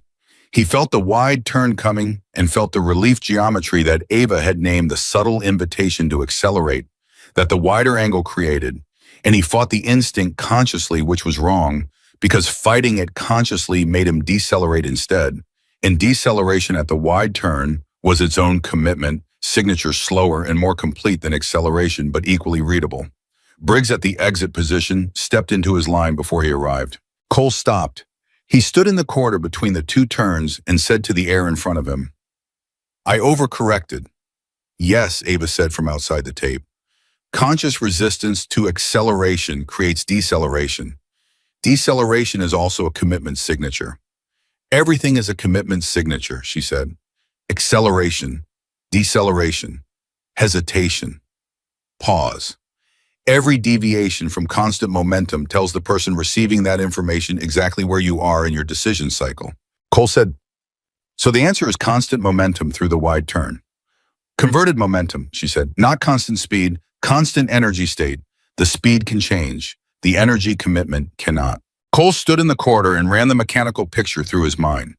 Constant energy state through the wide turn meant the same principle as the tight turn, outside foot load, momentum conversion using the geometry rather than fighting it or yielding to it, but applied to a wider angle, which meant the conversion was subtler, less dramatic, easier to miss, easier to perform correctly and still have the energy signature slightly off. He said, "This takes longer to develop than the tight turn. 3 more days for the tight turn to become fully instinctive," she said. 5 more days for the wide turn after that, which puts us at day 15. She paused. "That leaves 6 days for integrated runs at full corridor length with full opposition." Cole stepped out of the corridor. He looked at his platoon. He looked at 18 days and 6 days and the math between them. He said, "We run evenings." Ava looked at him. "We extend the sessions," he said, "not to compensate, to consolidate. The instinct development doesn't need more instruction. It needs more repetition in the time we have." She said, "That's your call." "I know," he said. "We run evenings." Briggs said from his position at the corridor exit. "I'm in." Torres said, "Same." Hackett said nothing, which meant yes. Mara Ellis said from the left side of the yard, where she'd been running the two-turn corridor solo during the discussion. "I've been in for 6 days, just catching up on the announcement." Several of the men laughed, real laughter, the kind that comes from genuine surprise from a room discovering that the quietest person has been several steps ahead of the conversation. Cole looked at Mara. She was standing at the exit end of the two-turn corridor, with her weight evenly distributed and her expression the same focused calm she'd carried since the first morning. And he thought about what Ava had said. She's been in since day 5. She's the only one who did it that fast. And he thought about 2 years of evaluations and what they had and had not captured. He said, "Ellis." She looked at him. "You're running the wide turn integration drills with me this afternoon." She blinked once, not with surprise, with recognition. The recognition of someone who has been waiting for a thing to be said and is processing the fact that it's finally being said. "Yes, Senior Chief," she said. Cole turned to Ava. "Run it." The afternoon session lasted 4 hours. By the end of it, the two-turn corridor had been run 347 times by 12 operators in various configurations. The wide turn was still producing commitment signature errors on approximately 40% of entries, which Ava told Cole was exactly the expected error rate at day 7 of a 15-day instinct development cycle. She was running the numbers in real time. Cole had stopped being surprised by this. What surprised him was what happened at 16:30 in the last 30 minutes of the session. Ava had been running the platoon through full opposition corridor drills, 2 operators entering, 3 defending full audio attenuation, 2-turn configuration, and the entries had been going roughly as the day's data predicted. Then she stopped the drill and said, "Mara, enter solo, full opposition, 5 defenders." The yard went quiet. 5 defenders was more than the number they'd used for the 4-operator simultaneous drill in Part 2. 5 defenders in a 2-turn corridor of 32 feet meant 1 at entry, 1 at the first turn, 1 between turns, 1 at the second turn, 1 at the exit. Full coverage. No gap in the defensive architecture. Cole said carefully, "Ava." She looked at him. He said, "That's a significant escalation." "I know," she said. "Is it appropriate for day 7? She said, "For 11 of the 12 operators, no. For this one, yes." Cole looked at Mara. Mara was looking at the corridor with the focused, quiet attention of someone reading a problem rather than feeling intimidated by it. She was not performing confidence. She was not demonstrating anything. She was just looking at the corridor the way Ava looked at problems, as geometry, as information, as a set of principles waiting to be applied. Cole stepped back. The 5 defenders took their positions. Briggs at the entry, Chen at the first turn, Reyes between turns, Hackett at the second turn, Torres at the exit. Torres specifically at the exit because Torres's red rate had been the highest in the group for 2 days running, and this was not a moment for a weak final position. Mara stood at the entry end. She breathed twice. She looked at the corridor. She moved. What happened in the next 53 seconds was something Cole would spend the rest of his career trying to articulate accurately and never quite managing to, because the language available to him for physical events was built for events that followed the mechanical logic his training had developed, and what Mara Ellis did in that corridor did not follow that logic. She didn't enter fast. She entered at a pace that was 2/3 of her normal corridor speed, which immediately created a problem for Briggs at the entry position, because his read of her commitment signature was calibrated to a speed range that her current pace didn't fit. He stepped into a line she wasn't on. She was past him before the correction was possible. Chen at the first turn was set for the tight angle entry pattern. She varied her outside foot load timing by a single beat earlier than the corridor geometry suggested loading, before the instinct would predict. And the energy signature she gave the floor was half a step ahead of where Chen was reading. He stepped into where she was going to be. She was already somewhere else. Between the turns, she did something none of the watching operators could name immediately. She did not decelerate. She did not accelerate. She changed the character of her movement without changing its speed, a quality shift rather than a quantity shift. the momentum converting through a micro-adjustment in her hip angle that redirected the floor signature without altering the air signature. Reyes reading air felt one thing. The floor told him something else. The conflict between the two inputs created a half-second processing gap. Half a second was the whole game. She was at the wide turn. Hackett was at the wide turn. Of the 5 defenders, Hackett was the most dangerous because Hackett had been the fastest to develop parallel input processing and was running the full composite picture, airflow breath pressure, simultaneously. He was the hardest read in the platoon to fool. Mara didn't fool him. She did something more sophisticated than fooling him. She gave him accurate information, real commitment, signature, real momentum, direction, real outside footload for the wrong turn. She committed fully to a left side exit from the wide turn, gave him every real signal that the left exit was where she was going, and then at the very last geometrically possible moment, she used the wide turn's stored energy, the way Ava had described it, not to change direction, but to change which part of her body arrived first.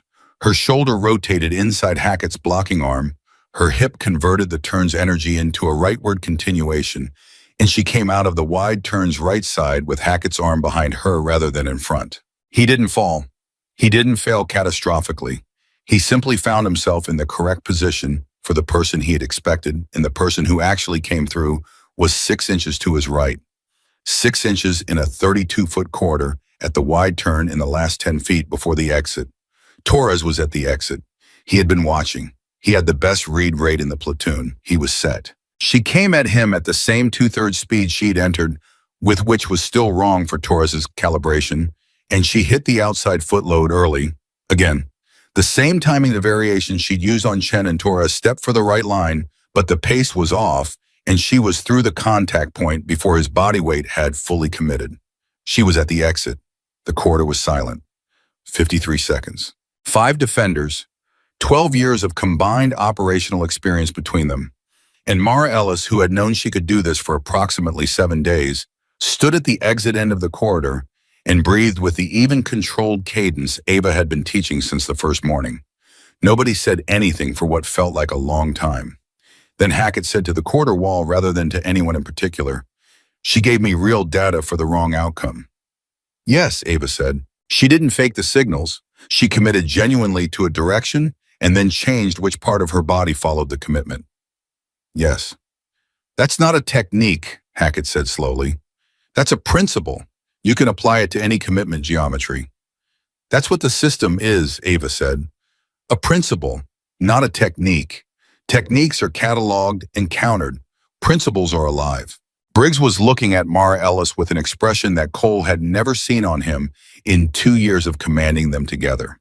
It was the expression of a man encountering genuine respect, not the professional acknowledgement of a superior's assessment, not the competitive recognition of a worthy opponent, but the specific unguarded respect that a person feels when they see another person do something that reorders their understanding of what's possible. Briggs said, "Ellis." Mara looked at him. He said, "That was the best thing I've seen in this yard, and I've been in this yard for 8 years.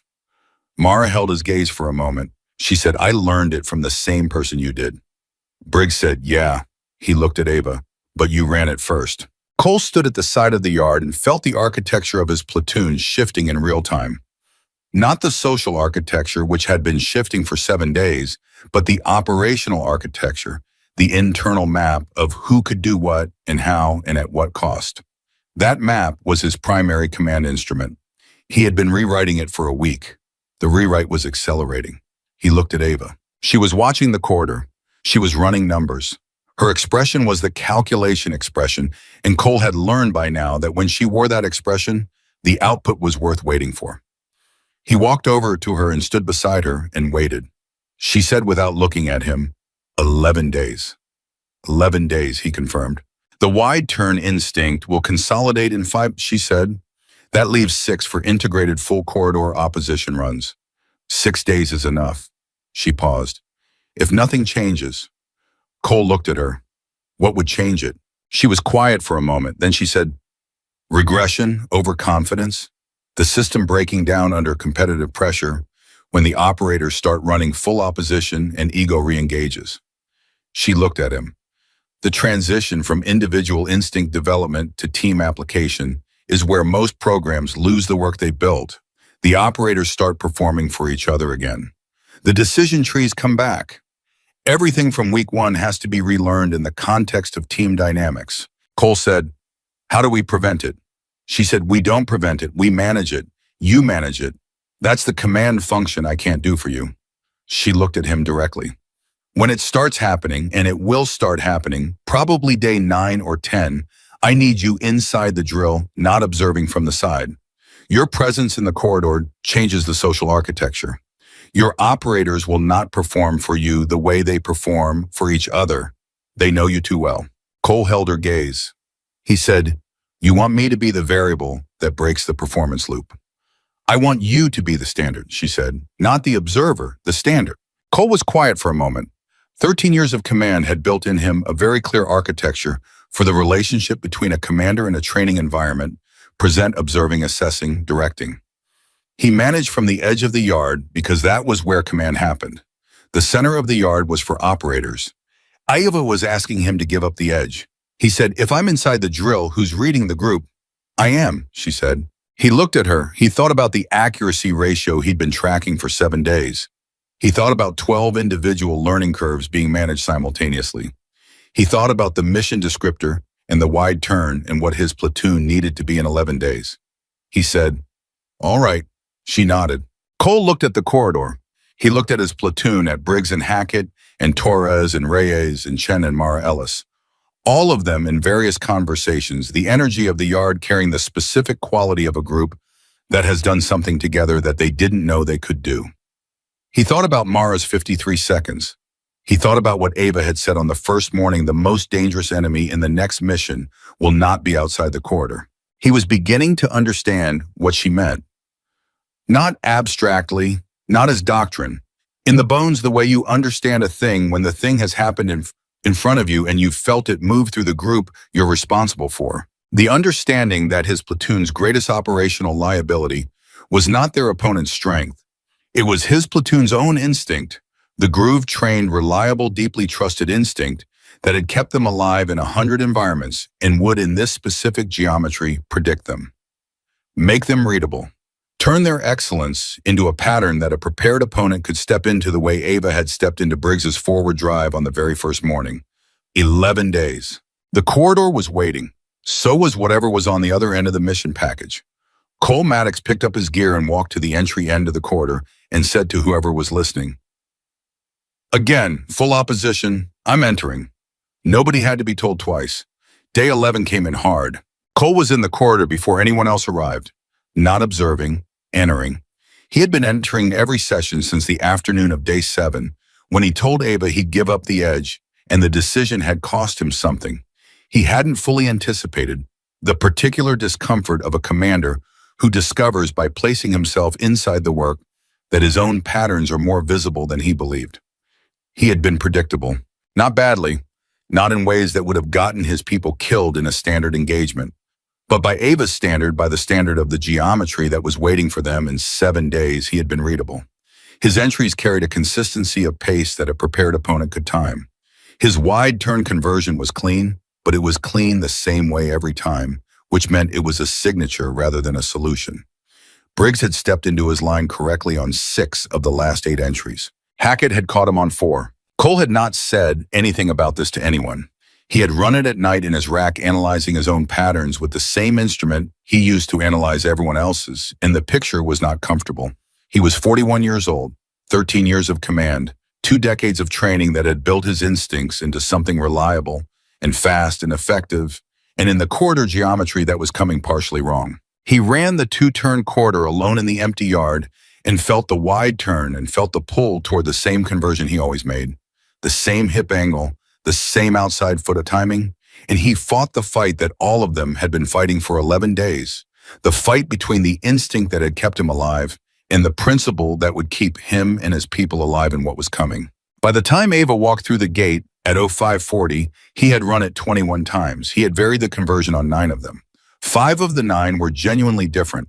4 were different in execution, but identical in energy signature, which was worse than being consistent because Inconsistency of form with consistency of feel was the hardest pattern to break. Iva walked to the edge of the corridor and watched him without speaking. He ran it a 20-second time. He came out of the wide turn and stopped and said without turning around, "4 of my variations are fake." "Yes," she said. "Same energy signature with different footwork. The footwork change is conscious.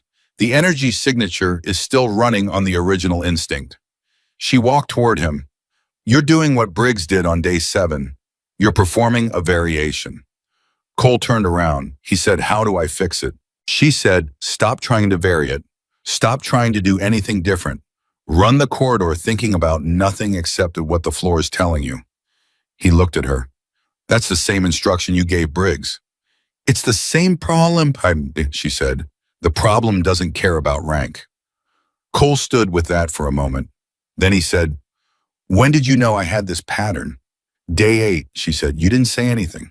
You needed to find it yourself. If I'd named it, you'd have executed a fix. Executing a fix doesn't resolve the instinct. It just adds a layer on top of it." She looked at him steadily. "You found it yourself. That means the resolution will be real." Cole looked at the corridor. He thought about 7 days. He thought about the mission package and the geometry and what the stakes were for the 12 people he was responsible for, and what it meant that his own instinct was still partially running the old protocol beneath the new one. He said, "I have 7 days." "You have 7 days," she said. "So do they." The platoon arrived at 06:30, and the session that followed was the hardest of the 3 weeks. Not physically, the physical demands had been consistent, but cognitively, because Ava had designed day 11 as the first full integration test, full team, full quarter, full opposition, full audio attenuation, and the social architecture variable she had warned Cole about had arrived exactly on schedule. Briggs entered first against a 5-man defense and hit the wide turn with a conversion that was technically correct and socially performed. He was running for the group's assessment, not for the corridor's information, and Hackett caught him at the wide turn exit with a red that was almost contemptuous in its accuracy. Briggs stepped out and his jaw was tight. Torres entered second and made it to the second turn before Reyes caught him, and Torres's response to the catch was to laugh, which was fine and genuine, but the laugh was also the sound of someone releasing pressure that had been building because they were performing, and performing creates pressure in a way that inhabiting does not. Mara entered third. She was at the exit in 48 seconds.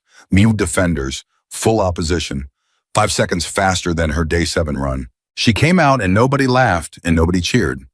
The yard simply went quiet with the quality of quiet that falls when something is witnessed rather than watched. Briggs was looking at her with his arms at his sides and his expression fully open, all the performance gone out of it, and Cole, standing at the entry end, felt the social architecture of his platoon shift one more time, not away from something, but towards something, toward a reckoning with what was actually real in this yard versus what they had been telling themselves was real for years. Cole said, "Everyone out of the corridor, sit down." It was not a command tone. It was the tone of a man who has something to say that requires stillness to receive. The platoon settled. Ava stood at the yard's edge. Cole stood in the center, which was not where he usually stood, and the fact that he was not at the edge was itself a communication that every operator in the group registered without being told to.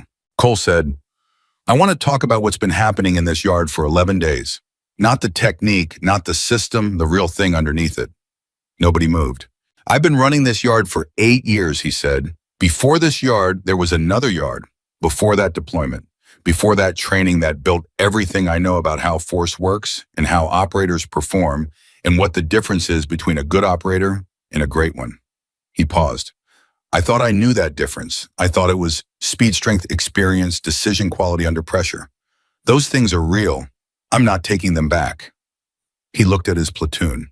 "But there is a category of performance that I had not included in my model, and Mara Ellis has been in that category for 2 years, while I was not looking at the right metric." The yard was absolutely still. Mara was looking at him with an expression he had not seen on her face in 2 years. Not gratitude, not relief. Something more complicated than those things, the expression of a person receiving an acknowledgement that they stopped expecting and had therefore stopped preparing for. Cole said, "That's on me, and I'm naming it out loud in front of this platoon because the mission we are going into in 7 days does not accommodate blind spots. Mine or anyone else's? He looked at Mara directly. You're the most naturally equipped operator in this platoon for the environment we're heading into. That changes how we build the team structure for the integrated runs this week. Briggs said quietly, it should change the mission structure too. Cole looked at him. Briggs said, she should be running the first entry on the primary corridor, not because she's better, because her instinct is calibrated for this geometry in a way that took the rest of us 11 days to approximate, and she arrived at in 5. He paused. You put your best tool in the hardest position. That's what you've always told us. Cole held Briggs's gaze for a long moment. Marcus Briggs, who had laughed at the gate on the first morning, who had been thrown on his back in under 2 seconds, who had said, I think I'm in on the second day, and had meant it with every piece of his considerable ego available, that Marcus Briggs was now standing in front of his senior chief in his platoon and making an operational argument for a structural change that reduced his own role in the primary engagement sequence. Cole said noted. He looked at Ava. She was looking at him with the expression she wore when the right answer had been arrived at by the right people in the right way. He said, 7 days, let's build the mission structure.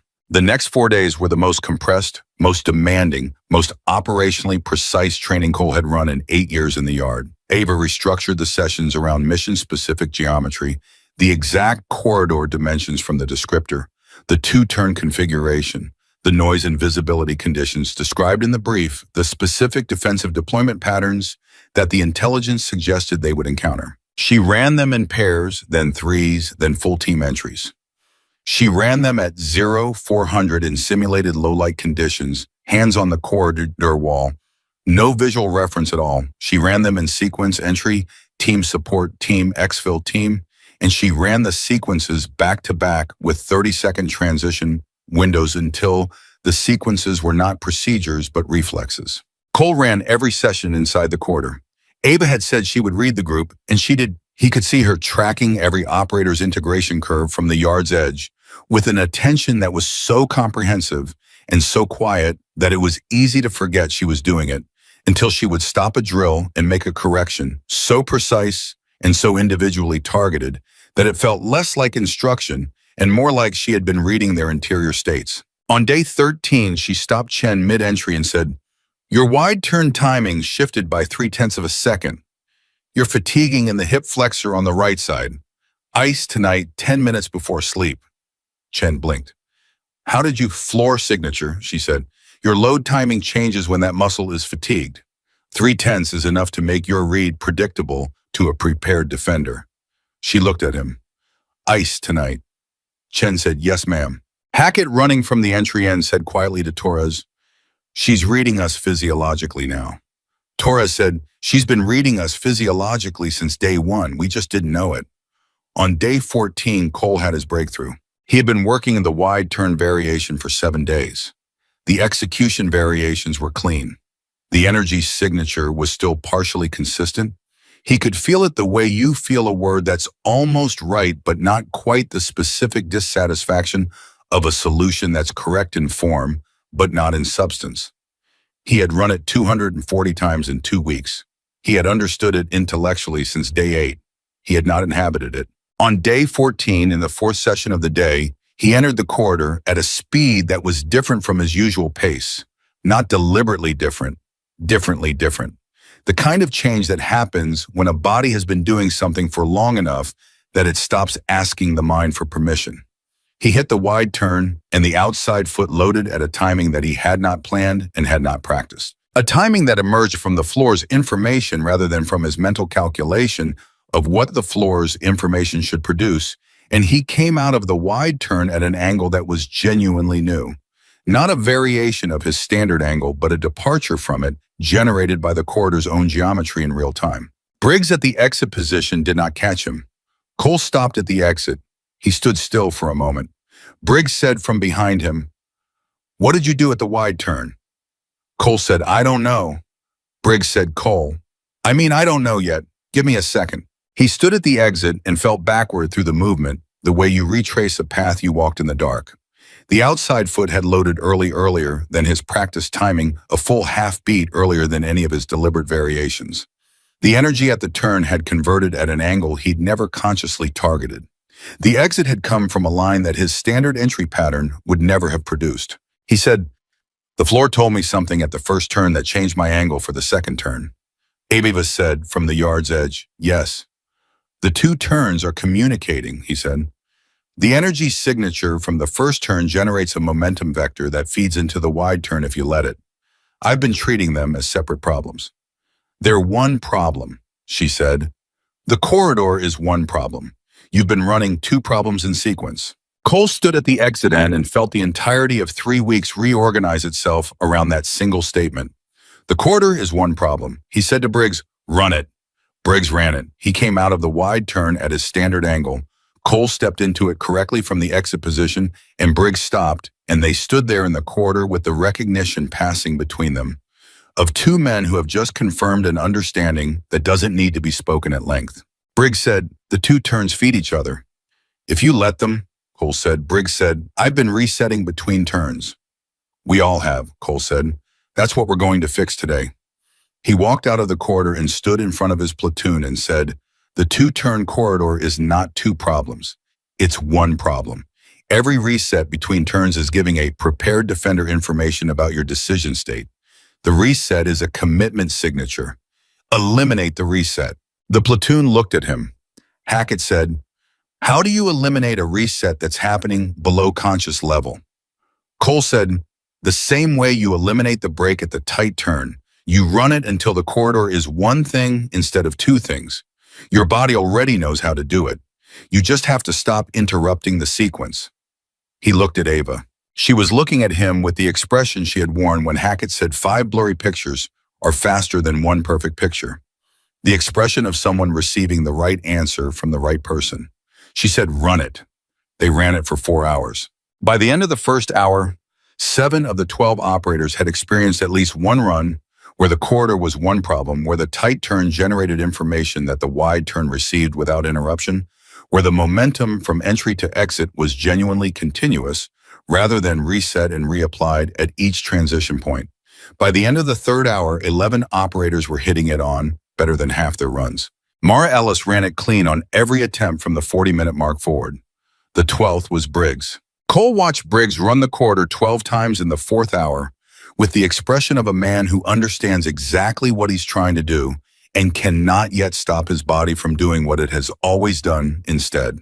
The reset was deeply grooved in him, 8 years of breach training, of treating each obstacle as a discrete problem to be solved in sequence of resetting between variables, because the cognitive architecture of his training demanded it. Cole walked to the corridor entry and stood next to Briggs. He said, "Tell me what the first turn feels like." Briggs said, "It feels like a solution. I hit it, it works, and then I reset to assess the next problem." "The first turn isn't a solution," Cole said. "It's the beginning of the solution. The wide turn is the middle. The exit is the end. You've been treating each one as its own sentence. They're one sentence."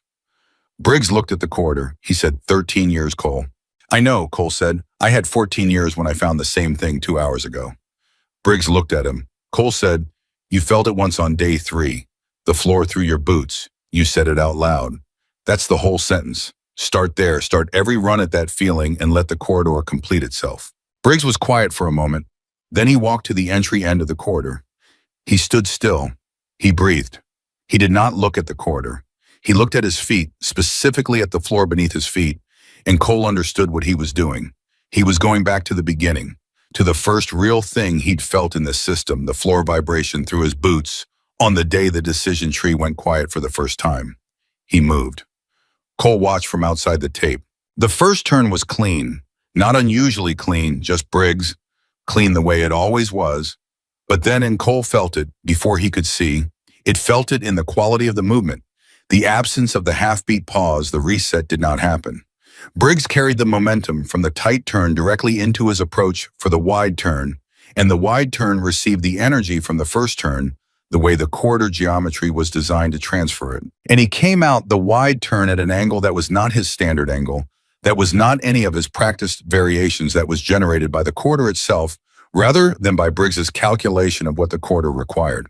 Mara at the exit position stepped into his committed line, but she stepped into it 1 beat late. Briggs's shoulder hit the center of her chest rather than her side. Not a miss, a partial read, a read that was right in a direction and wrong in timing, because the angle Briggs had produced was new enough that even Mara's calibration had required a fraction of a second's additional processing. Briggs stopped. He stood at the exit. Mara said, "I was late." Briggs turned around slowly. His expression was the one from the yard on the first day when he'd said, "I think I'm in, but cleaner now," stripped of the ego-adjacent quality that had still been present in that moment, just the raw fact of a man who has just done something for the first time and knows it. He said, "The corridor is one sentence." Cole said, "Yes." Briggs said, "And the sentence tells you things about itself as you're running it." "Yes." "And the things it tells you change what the end of the sentence is." Cole said, "That's the whole system." Briggs stood at the exit end of the corridor and looked at the tape on the floor, and looked at Mara and looked at Cole, and then he looked at Ava, who was standing at the yard's edge, where she had stood for 3 weeks, and he said simply, and without any of the performance that had characterized the first 2 days of her presence, "She's right, this works." Not, "I think I'm in." "She's right, this works." The difference between those two sentences was 3 weeks. It was the difference between a man standing at the edge of something and a man who had walked all the way through it and arrived at the other side knowing what he now carried. Cole looked at his platoon, 12 operators in various states of physical fatigue and cognitive expansion, standing in a yard that had been a different yard 3 weeks ago. Not a different physical space, the same tape, the same mats, the same morning light, but a different yard in the only way that mattered, which was the way the people in it understood themselves and each other and the work they were preparing to do. He looked at Ava. She was looking at the corridor. The calculation expression was gone. What was there instead was something he'd seen only once before, on her face briefly on the morning of day 7, when he'd told her he couldn't identify the technique, and she'd said that was the first useful thing he'd told her. Something that was not quite satisfaction and not quite relief, but lived in the same vicinity as both. He walked to where she was standing. He said, "We're ready." She looked at him. She said, "Tell me why." Cole said, "Because the system isn't in their heads anymore. It's in their bodies. When the corridor is real and the noise is real and the visibility is gone and the decision tree is firing on everything it has, the system will still be there underneath it. Because we didn't learn it. We built it." He paused. "And because the most dangerous thing going into that corridor in 6 days is not going to be what's waiting inside. It's going to be their own instincts trying to take the wheel at the worst possible moment. And they know that now. They'll feel it when it happens, and they'll know what to do." Ava was quiet for a moment. Then she said, "Yes, you're ready." Cole nodded. He turned to face his platoon. He said, "One more run, everyone in the corridor. Full team entry, full opposition, full attenuation. We run it once more as everything we've built, and then we close the session." He paused. Mara leads the entry. Nobody reacted with surprise. Nobody looked at each other to calibrate their response. The platoon simply organized itself around the statement, the way water organizes around a new channel, finding the shape without resistance, without commentary because the shape was right, and they all knew it. Mara walked to the entry end of the corridor. The defenders took their positions. Cole was the last at the exit because that was right too, not as a test of her, but as a statement about what command looked like when it was working correctly. The most experienced person in the yard at the position that required the most complete and accurate read, and the person who had demonstrated the fullest integration of the system running the entry that was the hardest and most consequential.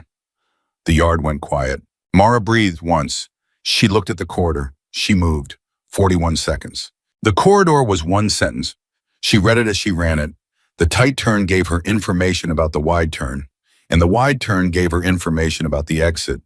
And the exit was where Cole was standing with his eyes closed and his awareness distributed across floor, and air and pressure, and the composite picture assembling at a speed that 13 years of training had never asked of him before and 3 weeks of Ava Mercer had made available. He felt her coming. He felt the tight turn's energy signature carrying forward into the wide turn.